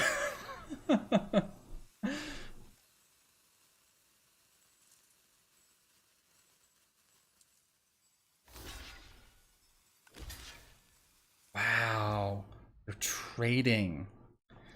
God, I wonder, do you think they have something in their deck that they know is left and that's why they're doing this?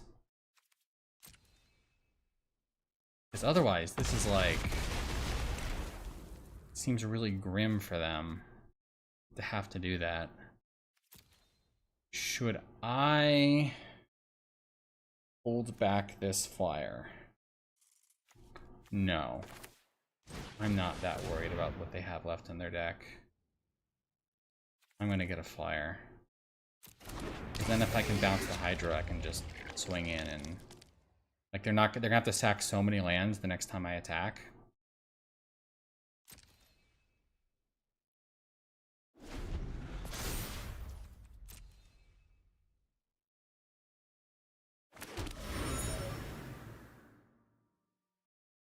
Yeah, they just discard the card to make more tokens to sack to Annihilator. Like, they're just in the abyss here. Like, how do you come back from this?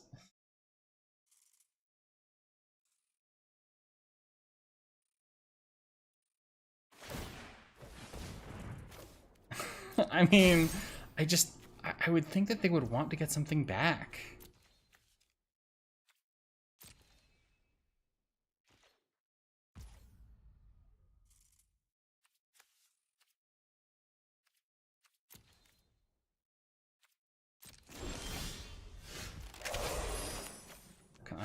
So if I bounce this, yeah. This feels pretty grim for them. Yeah, they're done. They're out, they're over it. Oh my god, what an insane... How long was that one game? That was crazy. There was just putting the Nantuko on the thing that has hexproof from each color. And Annihilator too. It's like, what do they do about that? They already used their enchantment removal on the first Nantuko. Oh my god. Wow. I need a drink of water. That was a hell of a game.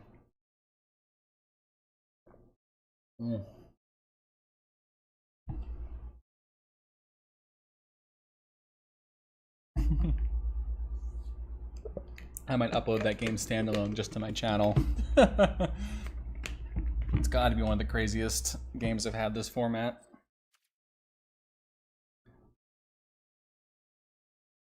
Oof.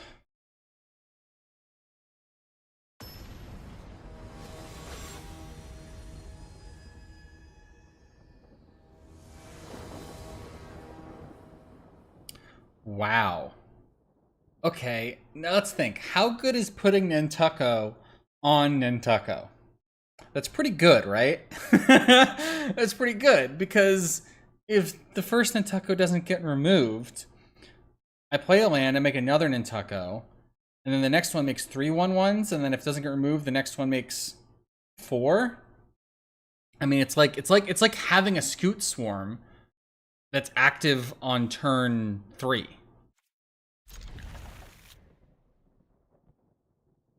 This could just be infinite Nantukos wins the game. It's gonna feel so weird playing this out on 2, though. If they just like remove it with anything, I'm gonna be very sad.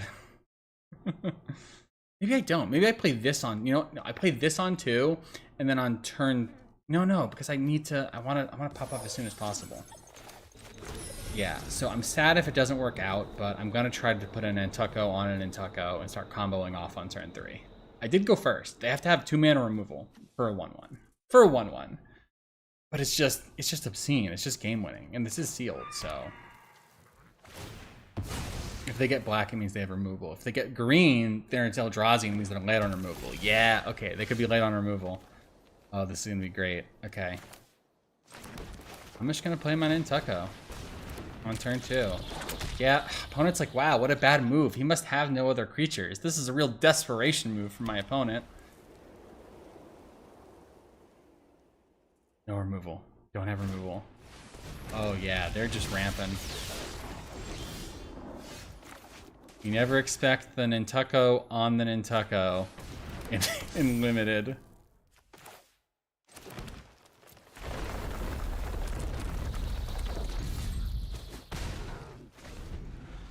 So they actually have a window right now to remove it, but if they don't remove it right now, then next turn... Did the new Nintekos trigger? No, they won't trigger. I should have played the Sage this turn.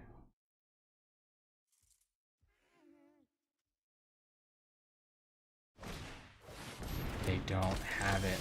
Oh my god.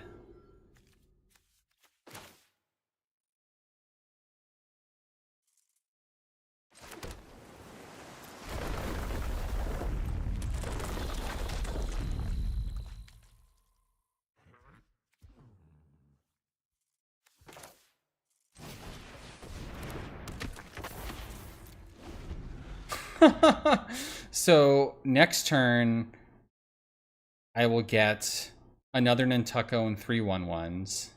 There's only one Nintuko a turn that I get, but then I start getting an additional 1/1. Lets me pay 2 mana for 3/1. What the heck is this? Oh, he's gonna use this on my permanent, on my Nintuko, to stop things before they get even more out of control. No. No, they're just gonna let me do this. That feels optimistic. This works on an artifact, right? Artifact or enchantment, yeah. So, oh yeah, this is gonna be great. Yes, I will get another. Why does it want to tap like this? I guess it doesn't matter. Green and blue kicker, yeah, I can still pay both. I don't have mana for both, I can only do the green, but still.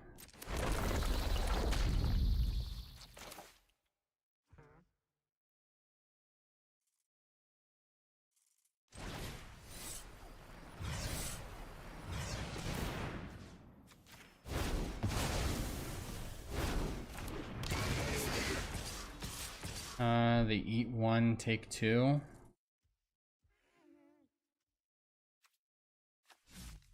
Nah.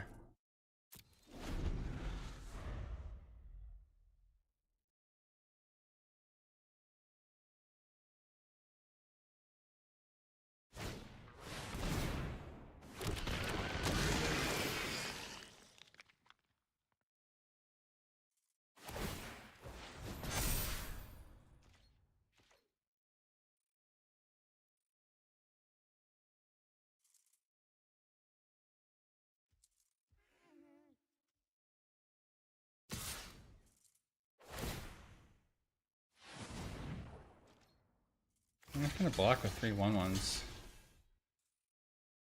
Trade 2 of them for a real creature. It's fine to me. I'm gonna be getting plenty more 1/1s.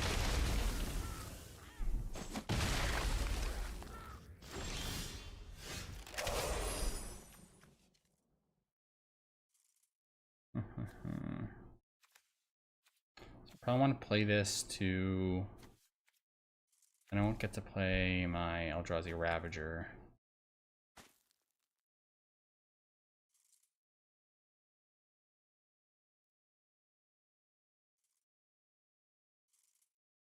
I just play the Eldrazi Ravager and skip out on the Nintuko value this turn? No, that feels crazy.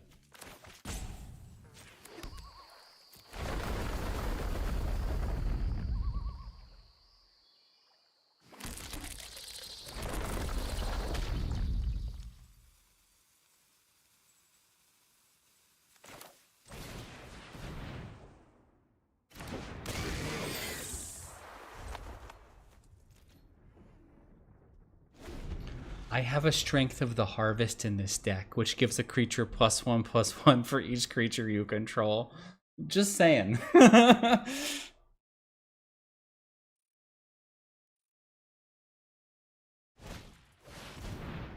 gonna copy the Nintuko. I don't think it's gonna be as good for you as it's okay, the Riding Chrysalis. You don't get the spawns though.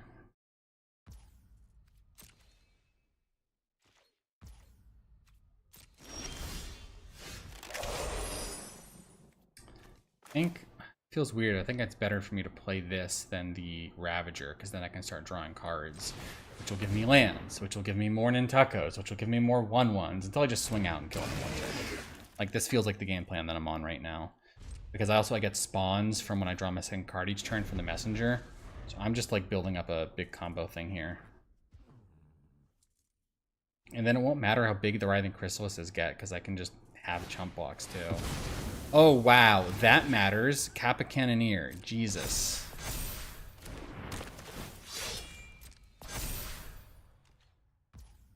But he has to play artifacts, and he's probably not going to have many artifacts in their deck. So it seems scary, but I mean, it's scary because of the modified, really. That's a lot of lifelink. Okay, I'd very much like to get a land here.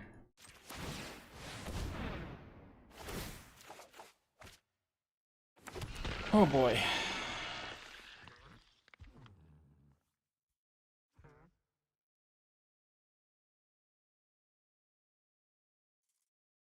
Fire is worthless. What if I got a 0-12 defender? I'm gonna do it. I'm just stalling time here. This is a weird game, but this is the game that I've chosen. I just don't think they're gonna have enough artifacts to kill me with this. I don't believe them. And I'm drawing 2 cards a turn right now. And all my lands give me increasing numbers of 1/1s. That's an artifact. They get to hit me for 6. It already has lifelink.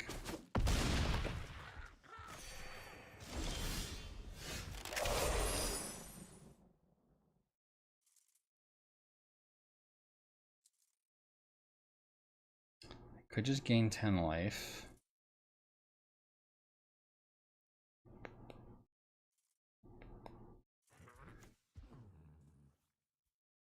Or what? Draw a card and then play the Corrupted Shapeshifter?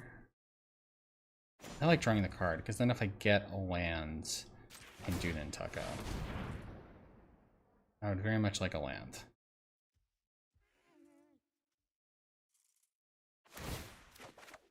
Okay, excellent.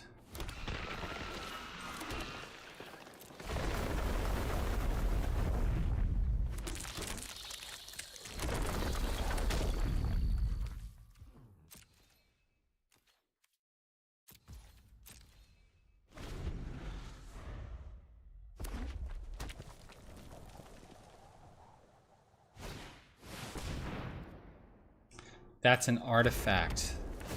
Oh, but they can't. Oh my god.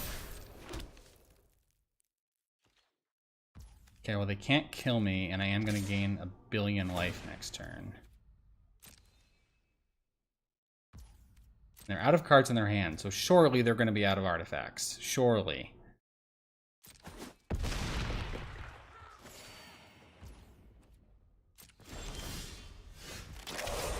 So 4, 5, 6, 7, 8, 9, 10, 11 mana, 8. So yes, I can afford to pay for the Kentuckos.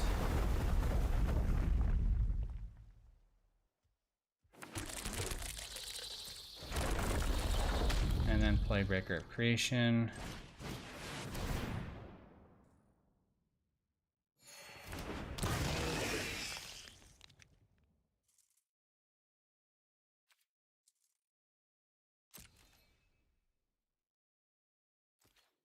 If they draw an artifact, though, I swear to God.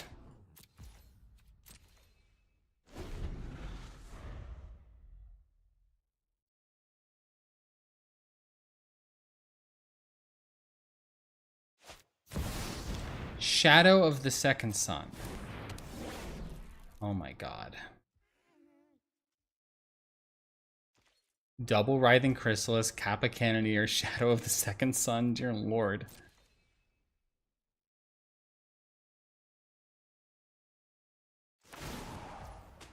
I'm gonna be honest, this Nantucket on Nantucket has not been as good as I expected it to be. I know it looks crazy, but it's not really like letting me win the game.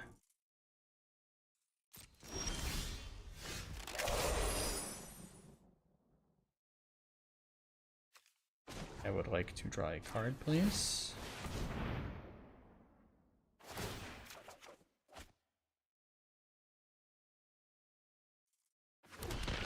So if I attack with the Annihilator, 8/4, how do they block? They probably double block Writhing Chrysalises, like kill one of the Writhing Chrysalises. Or like what, Riddlegate and Envoy?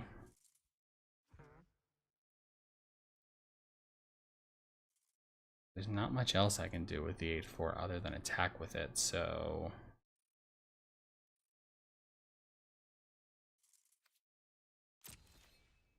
Problem is they're gonna draw into artifacts and then kill me that way.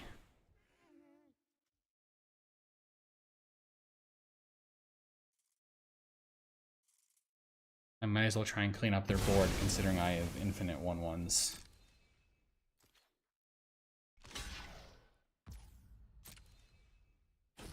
I mean, they can't activate that because they're short of green. Oh, yeah, no, they can because they have this. Okay.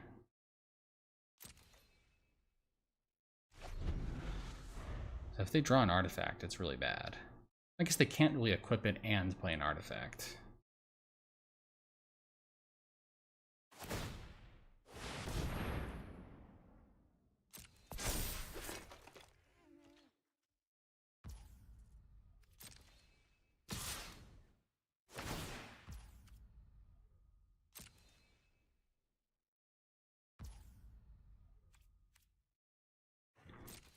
Yeah, this is not great.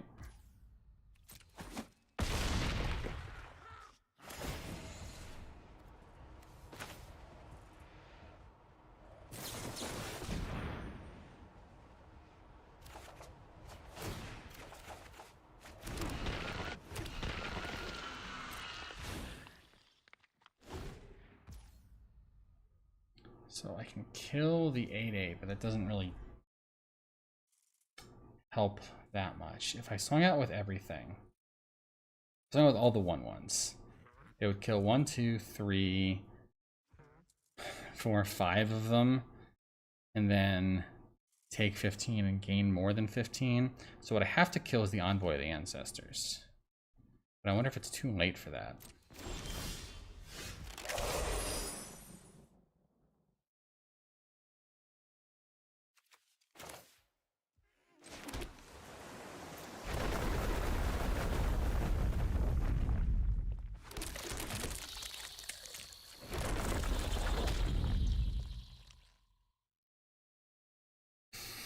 I can have the Dryad kill something. I can kill whatever I want. I think I have to kill the thing that's giving everything lifelink, because I don't see any way to get back in the game while that's around.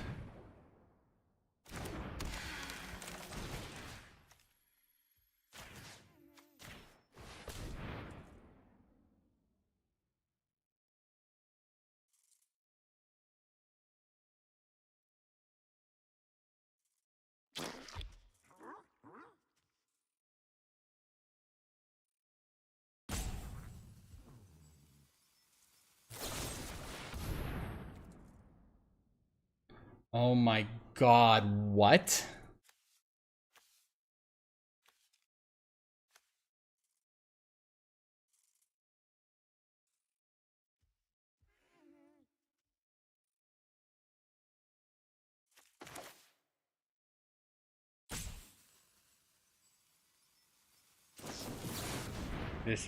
That's game losing for me.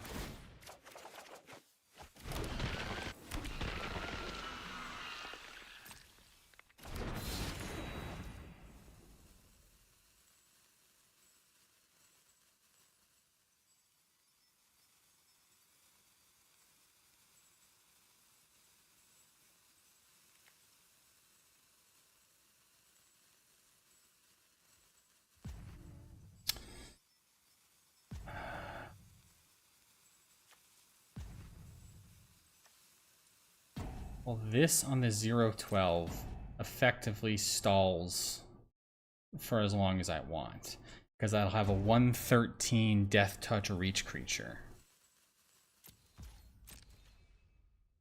And then I just hope to draw Stump Stomp to kill the 3/4, or do I try to mill them out? They're trying to a turn, they technically draw through their deck faster than me? No, because they're going to draw artifacts and kill me that way.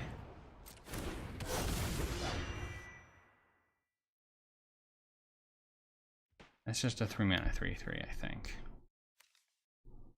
Could be wrong, but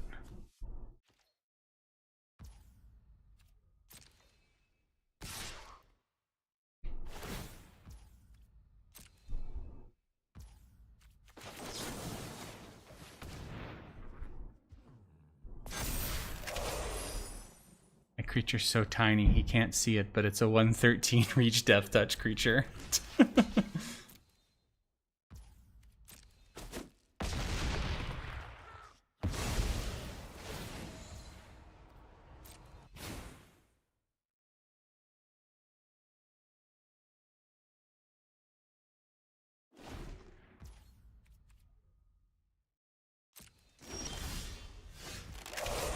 Oh boy. So I think I still want to draw because I'm trying to get Stump Stomp. That's how Stump Stomp or Bridgeworks Battle to get rid of the lifelink is how I get back in this game.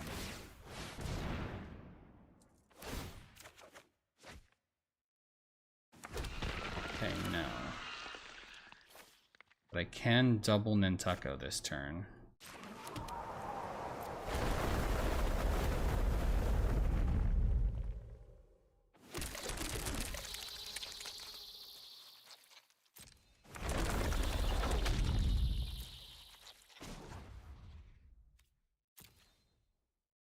Yes.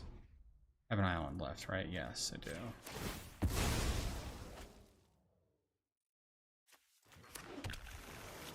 Look at all those triggers. Just 9 Springheart and Nantucko triggers. No biggie.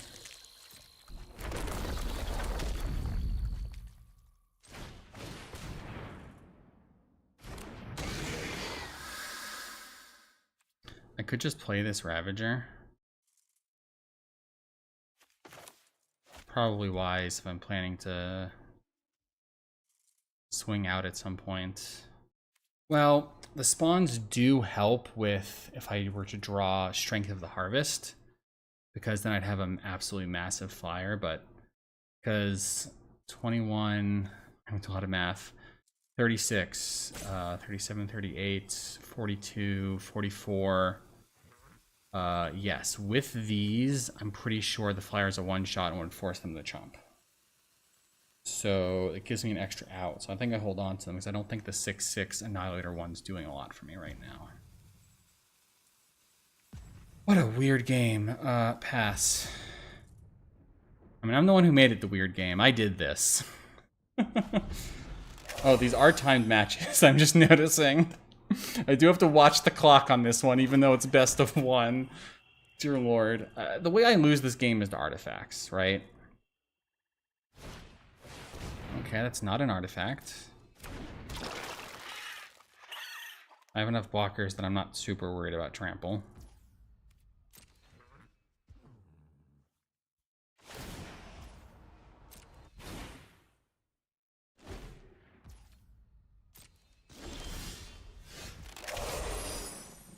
We're gonna try to draw for one of my game-winning cards.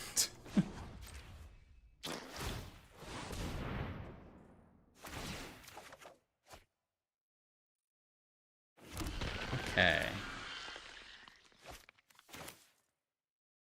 Well, let's pop off with the Nantuckos. And then we're gonna try and get rid of the lifelink and do a huge swing here. See if that can go through.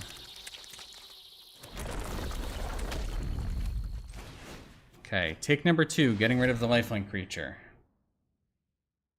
Can you save it again?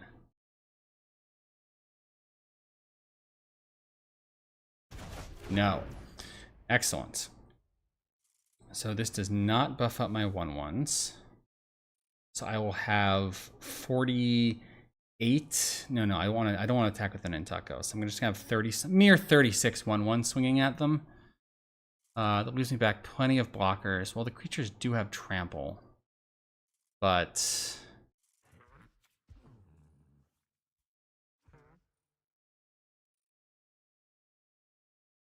yes. So I think I swing out.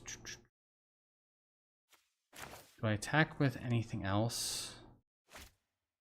No, I don't think so.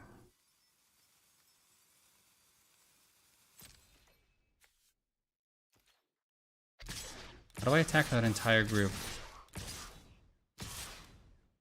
Okay, click and hold. No? Oh my god, do I have to click them all manually? Oh god, what's the shortcut for this? Can I just drag over them? No, I just have to click them all manually. 36 attackers. No lifelink for you.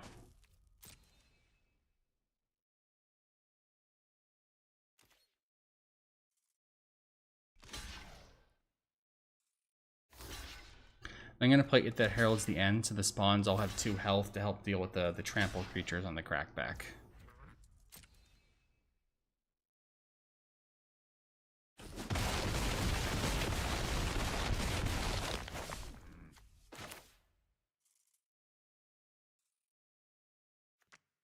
No, I want to do it like this.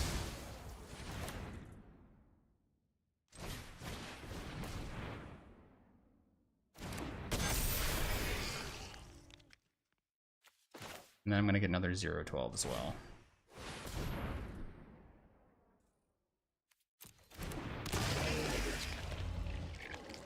That should ensure I start. Look at how tiny my creatures are. What is this game? What have I done to the game of Magic the Gathering? This is supposed to be the serious competitive event, and look at what I have done. They're gonna have to swing out and try to kill me this turn. Okay. Oh no. Oh, wait, was I wrong? Oh, because they draw 2 cards a turn. Right. Okay, so no, they do actually have a window. I don't. Darn, I thought I was going to kill them next turn. I mean, I do have a lot of draws that would kill them next turn. Yikes. I mean, I can't block. So if they draw another artifact, I'm dead.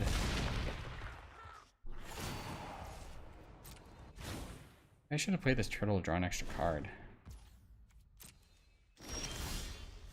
Oh my god. I can't believe I haven't drawn... come on, I have 3 cards here that are like insane. It's not one of them. Oh my god, am I gonna lose after all this because I couldn't draw a kill spell for the lifelink guy?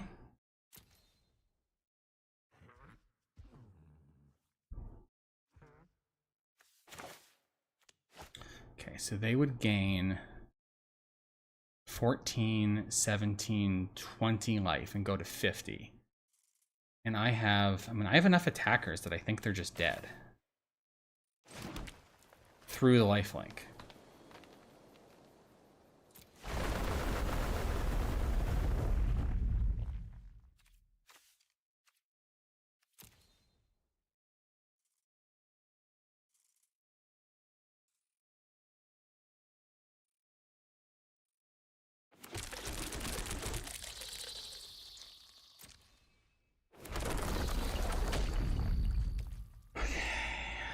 I could get an 8-4 as well. So I have 40, 49, 50, 51, 58, 59, more than that. Yeah, I'm just going to turn this into an 8-4.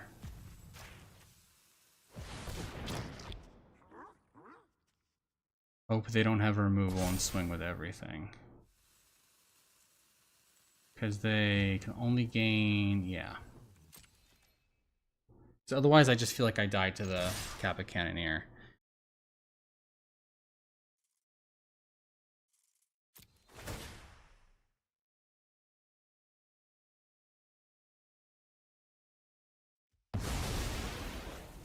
Now, if they have a removal spell for my Anthem creature, that's how I get into a lot of trouble here. That's how they win the game and then just kill me on the crackback.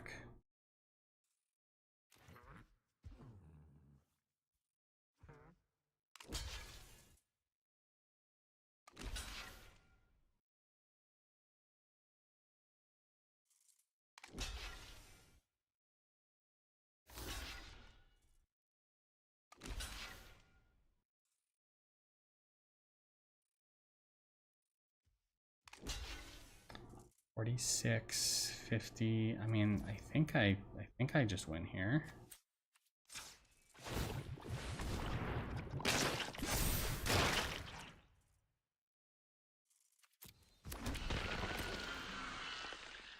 Yeah. Oh my god. That's the most insane limited game of my life.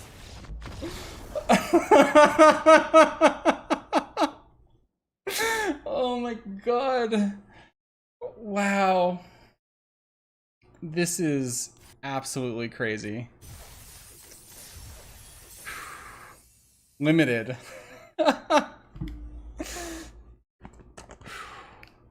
Double Nantucko. In retrospect, I don't think I should have done with the Nantucko. I should have held on to them. I should have put them on a big Eldrazi, probably. I mean, I don't know, maybe not. My opponent had double Writhing Chrysalis. I might not. If I'd done something else, maybe I would have just gotten run over.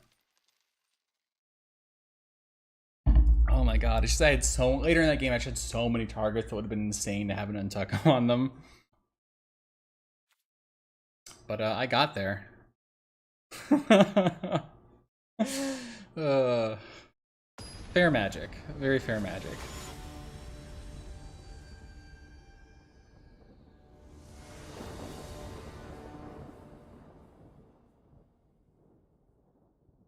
Yeah, this is a decent hand. Although I don't know if decent is good enough, to be honest. But it's good enough to keep.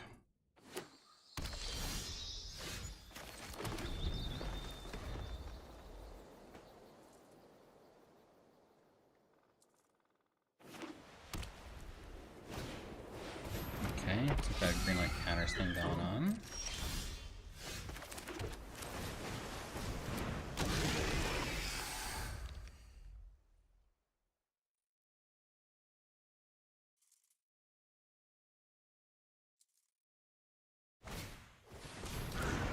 That would be a lot more terrifying if I didn't have this.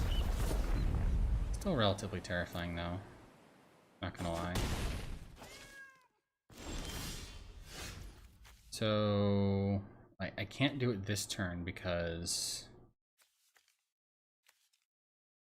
it requires colorless. So do I play the Drowner?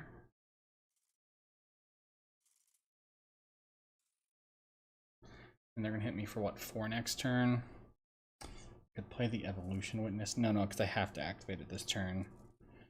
I think it's like, because I could Horrific Assault it and leave them with just the Glyph Elemental. But it's sort of like, what's the point when it's going to become just a 2/2 shortly? So this definitely happens. Question whether I play this as a land, whether I do this, whether I try to do anything with these cards.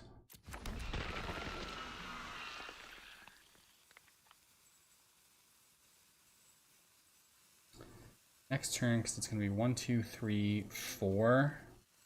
This requires 5 to do both, so I think I'm just going to play this tapped, and then I'm going to try to do both of the Wastecape Battle Mage modes next turn.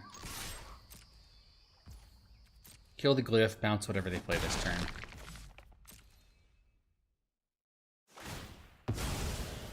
Take a bunch of damage, but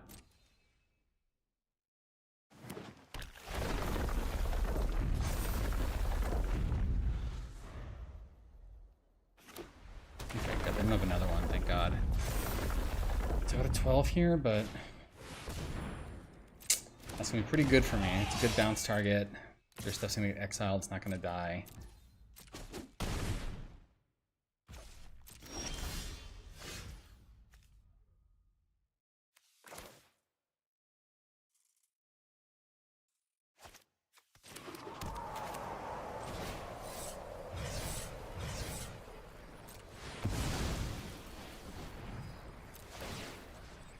Exile enchantment, we'll get the Glyph Elemental. Bounce this.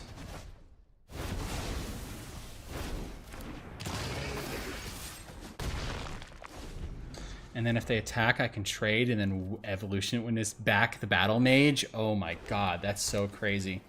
That's gonna be because their deck is gonna be full of enchantment creatures.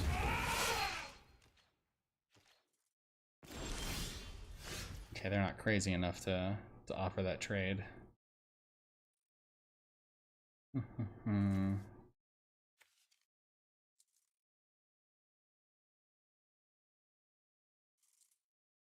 one short of the Eldrazi Ravager. I don't like them having that Guardian of the Forgotten. I could Gift of the Viper, the 3/3, and then Horrific Assault that, and then swing in for 6. It's nice and aggressive. Actually swinging for more even if I wanted to.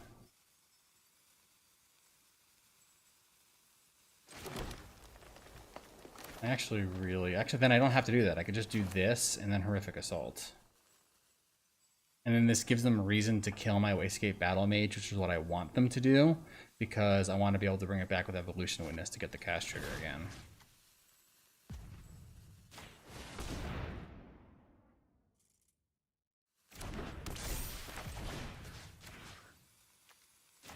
This thing tapped poorly. I trusted the auto tapper. This is bad because I'm not holding up Gift of the Viper now. If I get punished for that, I'm going to be so pissed.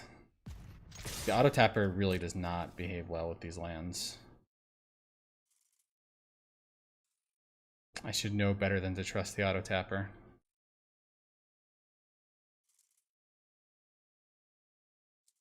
Are they going to use their own gift to trade for it, or are they just chumping? Yes, okay.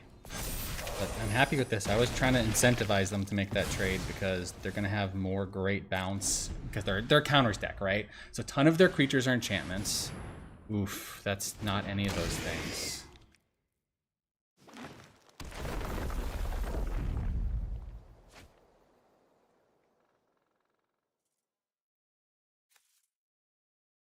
That sucks.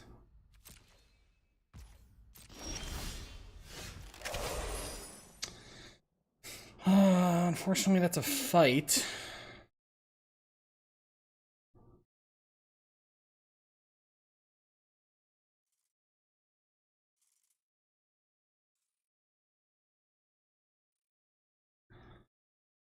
And I think I'd try and Gift of the Viper trade because this is just such an incredible... They're probably not going to block, in which case I Evolution Witness and get back the other thing, right?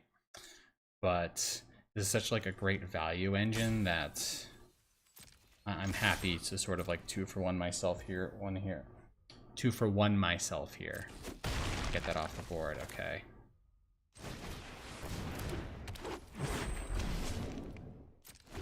Maybe they just won't have any lands. Come on, don't hit a creature. Don't do it.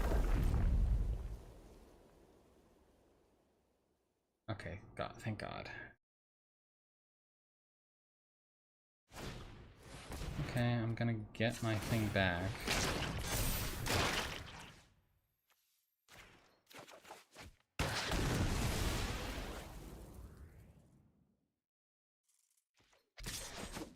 Now I can't have this effectively trade for that. It's not great, but it would leave them with just, what is this? Is it gonna be a 3/3?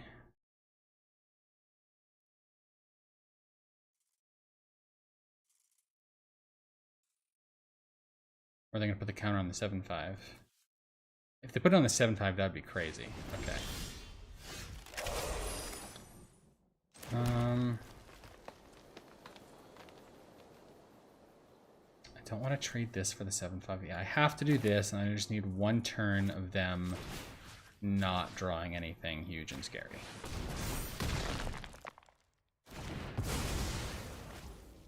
I could play this as a 2/2, but I hate that.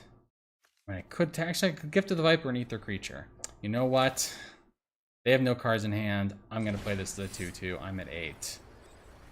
It feels bad, but no, I can't. I can't. But then what if they just play a creature and hit me for 2 and I'm down at 6, you know?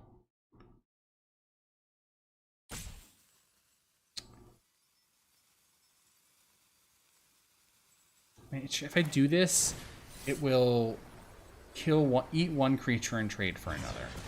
And the odds that I get punished off something off the top of their deck feels very unlikely. They're drawing off the top of their deck. Okay, great.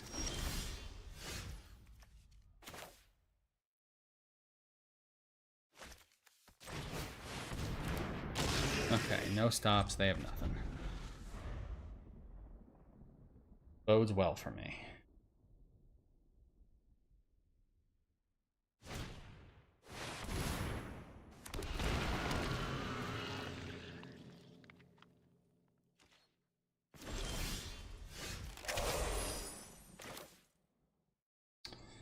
So this will pump them, and then I attack with the 6/6. Or I could gift. Stomp stomp. I mean, I feel like they're unlikely to... I guess they would double block. So I guess I am just going to do everything. Make this huge.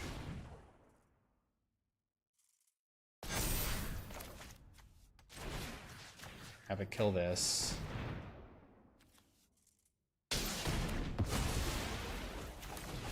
Swing.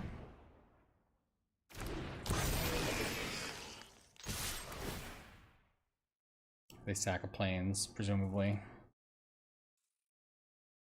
Annihilator 1 does not often matter. They sacked this. Oh, because they can bring it back with something else later, presumably.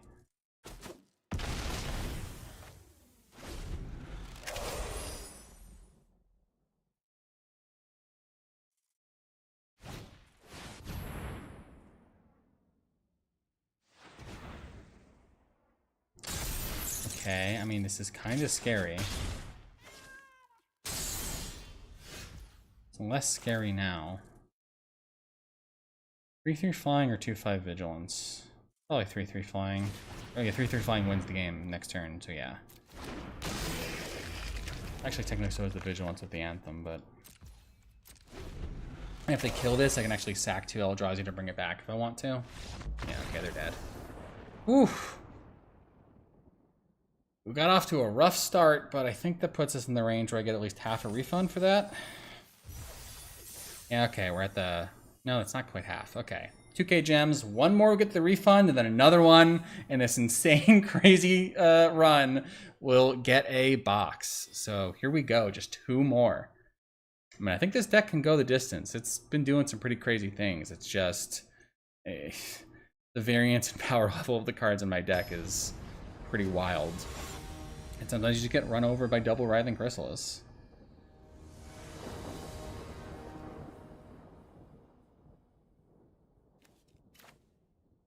Okay, I mean, this definitely seems like a keepable hand. Man, my opponents keep going first. Oh god, they're trying to run me over. That's the thing I said I was scared of. Oh my god, that's so aggressive. Okay, well, I can at least threaten to trade for the Pyro Surfer. Maybe that'll hold it back.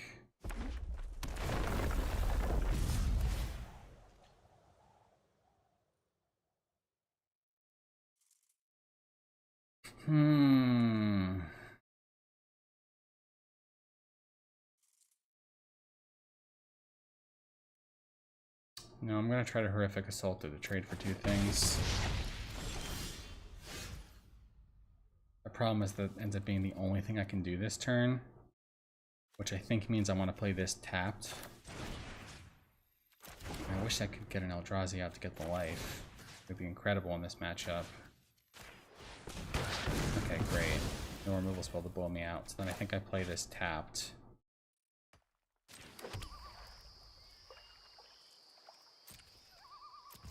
And they spend their whole turn to kill this with the Simulacrum. Like, I'm thrilled with that.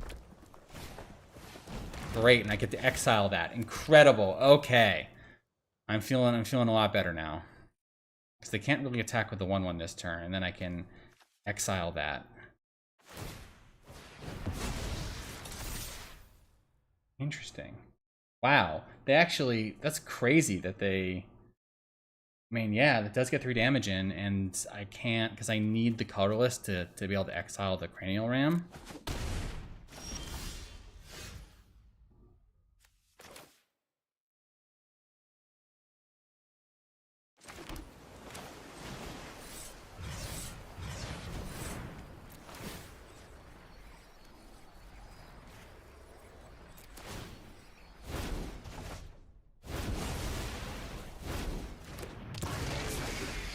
Okay, hopefully I'm a bit closer to stabilizing, although they could have any more. They could have more cranial rams, but hopefully in sealed they just have the one.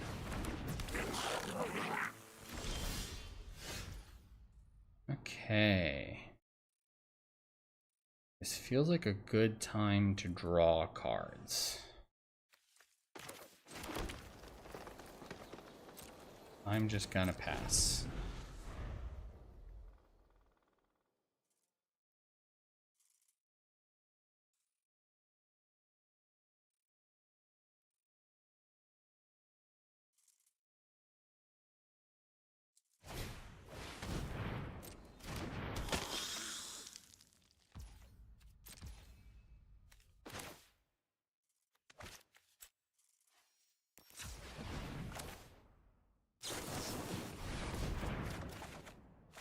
All lands with no Nintakos.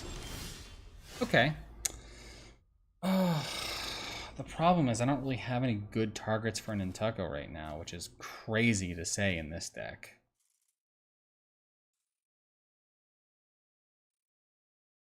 So 4, 5, I could have 6, I could have 7 mana. No, I have 5, 6, 7, I could have 8 mana.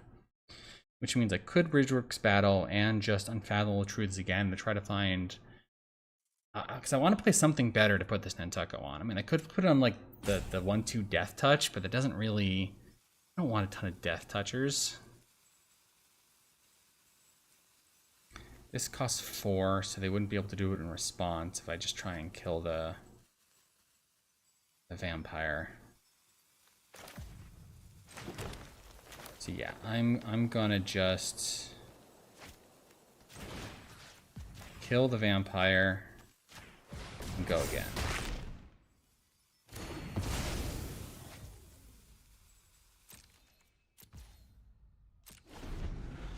I don't want to do it on this. I mean, 3/3 flyers are decent, but like, come on.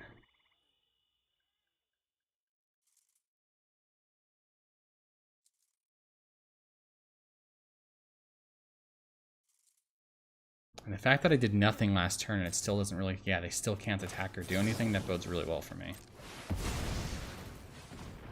But I need to take advantage of this opportunity now because they're going to have some reach. They're going to have a way to... Okay.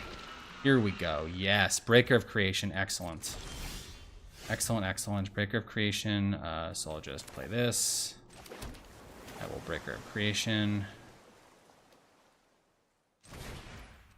Maybe I should have held the lands. Gets me a ton of life. So I stabilize.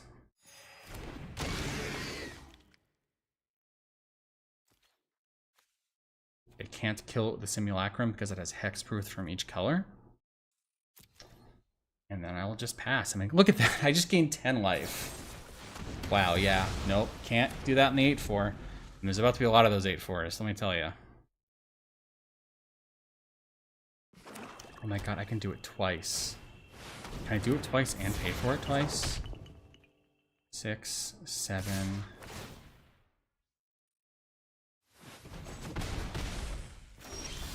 I think I can.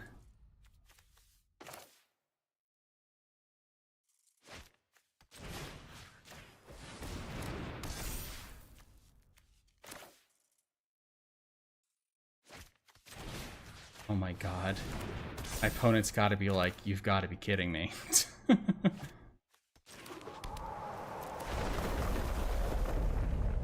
Hey, once. Hey, twice. Attack. Concede! This deck is insane. Oh, wow. Wow. All right, so we've got the full refund, but it's time for the final boss. This is what stands between me just getting a mere refund on all this and getting $235 worth of magic cards. I would really like another $235 in the magic cards. I already won once. But yeah, let's see. Here we go. Oh, it all comes down to this. Please let me just pop up from the Tucko again.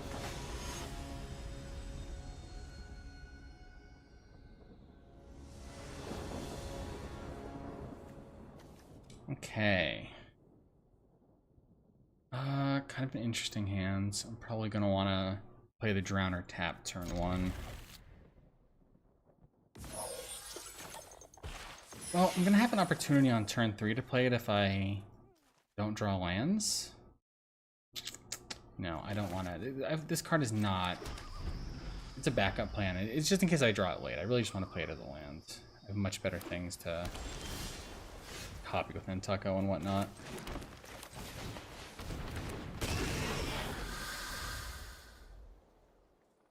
And this gives me the option of like turning this into a 3/3 and then Horrific Assault to play something really scary right now. Just gonna kill it? No, they're not gonna kill it.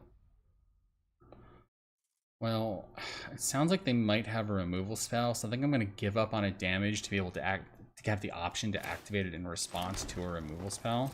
Yeah, because they have stops. And I kind of really desperately need the colorless source right now. So I'm just gonna give up on the damage. This is a slow, grindy deck. I can win there in time. I'm not gonna sweat the 1 damage.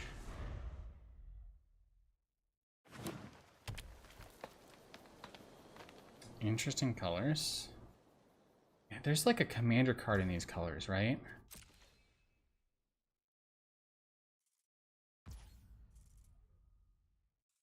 Man, do I activate it now? I mean, it just feels like they have a removal spell. And if they do, then what?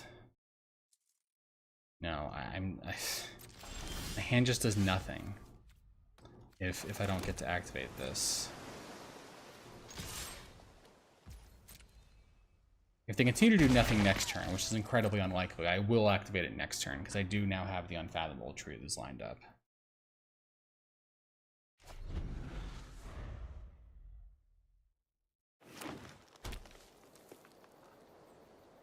They must be splashing one of those colors. Maybe they're... Okay. And these are Eldrazi colors, but they played a Trickster Elk? That feels weird.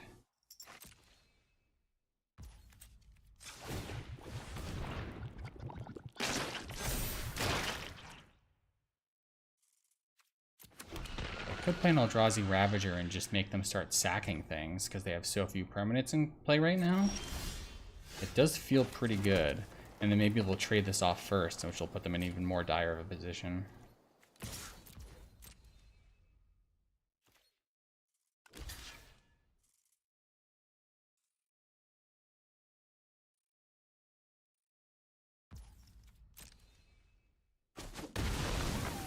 Okay, so let's get a 6/6.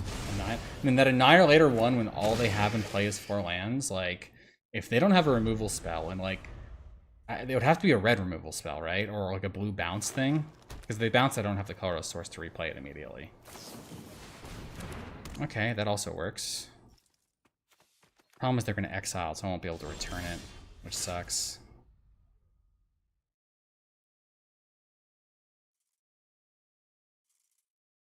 I don't have the land drop, so Unfathomable on my turn to try and find it. Or I could play this to get the Herald, but that doesn't seem that great.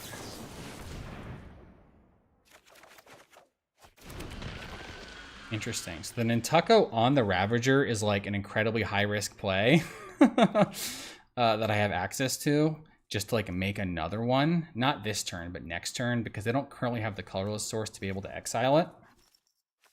I am going to play this, because if I play the Tucko next turn, I can crack it to get the land if I don't draw one.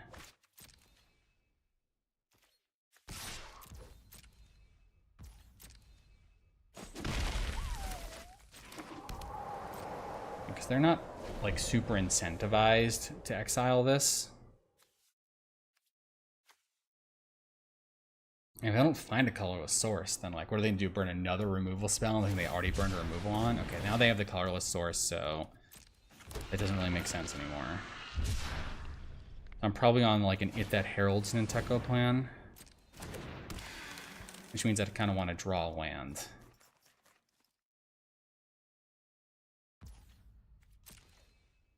I could also do an Evolution Witness Nantucket plan.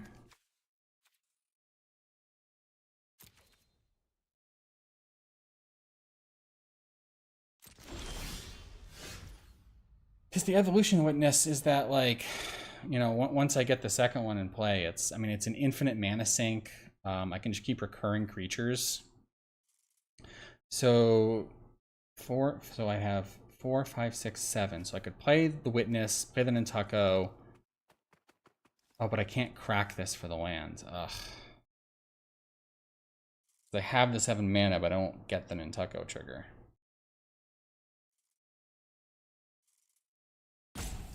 And is this just like another boring setup turn for me?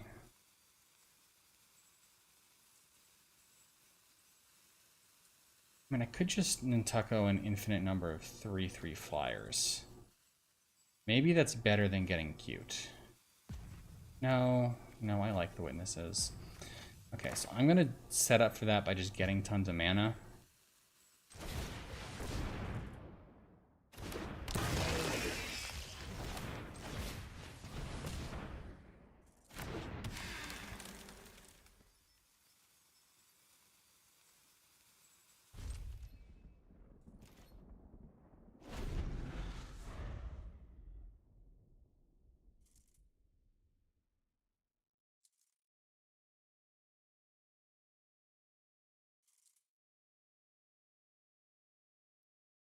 I really want to draw like a land next turn though.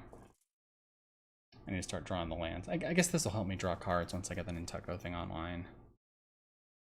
Because once I have 2 Evolution Witnesses out, if they kill the one that has the Nantucket on it, I can just recur that Evolution Witness. And then what, attack with the Nantucket, and then if they block it, I just recur it. Like, so it's just the free 1 damage a turn.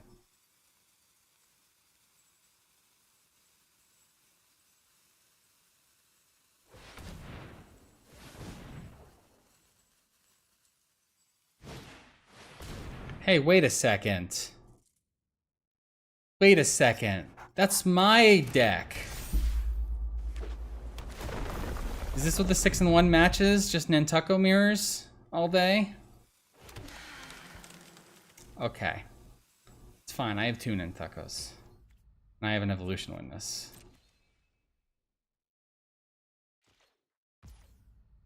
Plus theirs is, I'm gonna kill that Dryad with my Dryad. Okay.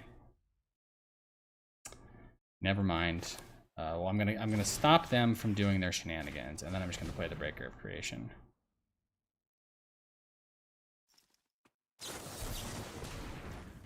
Okay. So they can get Death Touch creatures,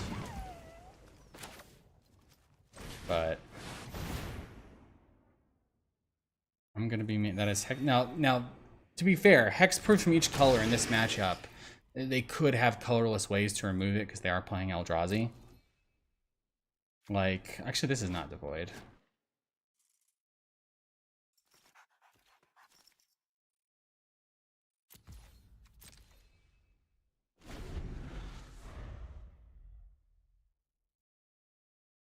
God, if I get a land next turn, I can make 2 Breakers of Creation.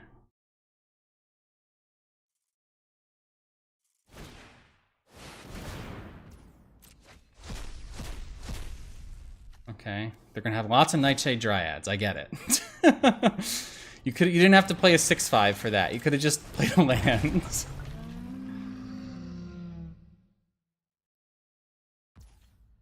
The real genius play from them is they attack with the 3/4 Death Touch. They just call my bluff. Wow, they're a genius. I'm at 32 life though. I'm just gonna take it. Come on, land. Please land. Come on. Come on. Oh my god. Okay. So,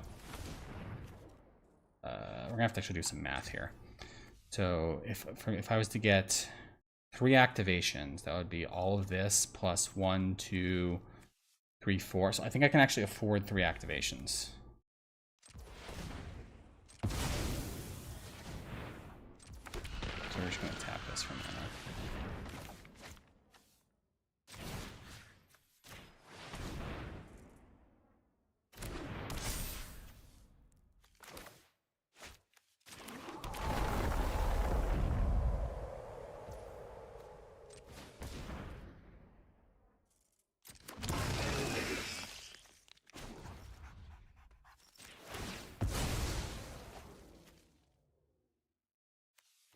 This is insane what I'm doing right now, for the record.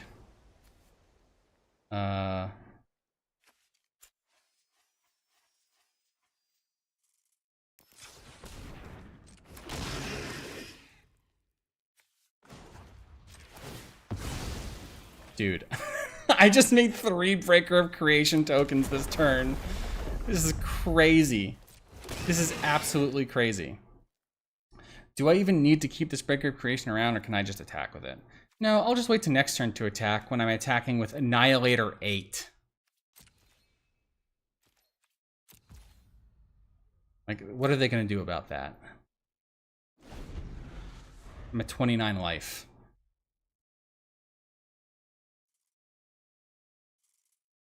Hexproof from each color. Yeah, you can make Death Touch creatures, but my creatures have Annihilator 2. I'm not really trading 1 for 1.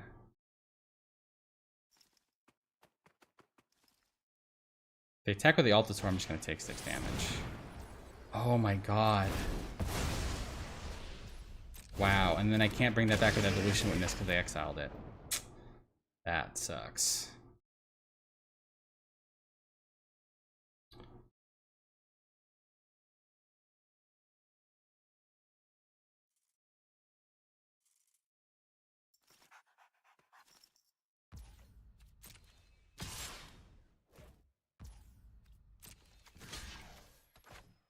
Now I'm going to take 3 to maximize the Annihilators.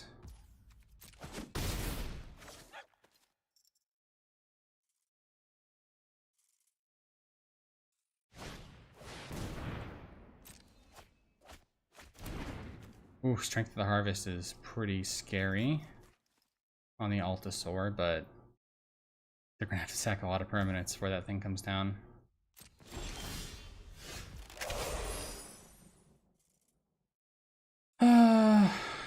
Well, I can bounce this Death Touch token, and then they have to trade honestly for the Breaker of Creations, which seems pretty good.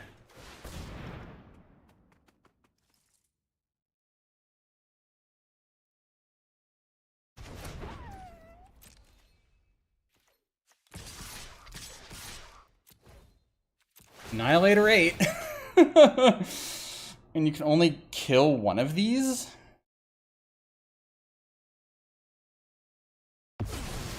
They just sacked their Nantuko. That's kind of scary. Maybe they have the double something's power thing, and that's how they're planning to win. I'm going to play this as a 0-12 in case that's the case. Because, like, I mean, just stall for time, right? I'm attacking for Annihilator 8s. I mean, look at my opponent just sacking permanents.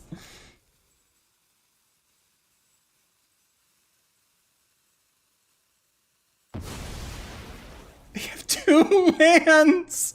They have to be planning shenanigans with. I mean, I don't. Yeah, no, they got nothing. They got nothing. I did it. I got there. Hell yeah. So, I mean, I've done 3 of these arena directs now, and I've gotten two boxes. This is crazy. I'm definitely going to keep doing this. You can expect more streams. Probably maybe another stream for me tomorrow. I might be around. Just tune into the channel and see. But because I mean, I have 2 for. I mean, I have a 66% trophy rate. I'd be crazy not to just keep doing this, right? I've won like $460 worth of product. Might as well just buy gems and keep going. But yeah, this is absolutely crazy.